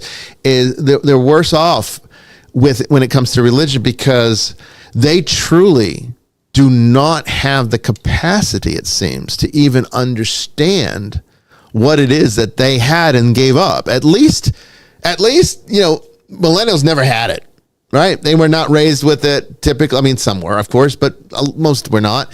And so you could say that they don't know what they're missing. But I think what I find with baby boomers is that they fundamentally know something's gone, but they don't have the slightest clue how to get it back. They really don't. Nor can they articulate the problem. No, they can't. They know there is a problem, but they can't articulate. And then also there's a sunk cost. I mean, if a generation has invested, all of its energies in a particular direction, it's very, very difficult psychologically to undo that. Yes. I mean, that is actually why people go to see counselors, psychotherapists, is to actually enable them to leave behind the sunk cost that they put in ideas that actually are making them ill. That's well said and well thought out, because it's true. It's exactly what it is. All right, we got down to maybe about 4 minutes here. Brandon, have you, or Father Chris, or Jamie, have you seen anything that we have not covered tonight? Something that we can answer? I think we answered most of the questions in the chat, either in the chat or you did. Brandon, Father Chris, did you see any? I just want to make sure we're not leaving anybody out. I think you picked up. I think you picked up on them all. Okay. Pretty much live. And see, this is why I like when you guys call in. So thank you all for doing that tonight, because we don't miss you when you call. Really it flows nicely, and we don't miss your question. And we're forced to hear it. Whereas if you put it in the chat, we may or may not see it, and it might get forgotten. So actually, I do have a quick reflection, which I'll say briefly, and then leave it to you. But I reckon my relationship with my father is better now than ever. And I think part of that is, I actually think that, because we could all blame boomers for everything and say, oh, they got all the houses and they've got all the rest. And this is in the West, of course. But I think we also have a duty to them. We're their children or their grandchildren, and they had a very different upbringing, educational environment, some for the better, some not. And so we actually have a duty to have intergenerational conversations, not necessarily only with our own parents or grandparents, but also with, the boomer generation all around us. And you see, I think churches were one of the places where intergenerational conversations took place. It's true. Every generation went. It's true. And I think one of the great losses of that is that we're not speaking to each other. And so you end up completely stratified in these groupings. So I know that especially in America, for some reason, I mean, your politicians are so old. I mean, they don't bloody move on. I don't think, Father, I don't even think old's the right word anymore. We're talking about corpses who are still walking around for some reason. It's like, I mean, these are corpses. These are walking corpses. It's unbelievable. There's clearly no communication between generations, partly because they're just stratified, they're petrified in their positions. Yeah. It is different. Actually, one of the amazing things about Australia is how young our politicians are, if you look it up. Oh, you're smart. You're smarter, I guess, in that respect. You just need to get a better constitution protection. Yeah, I know that.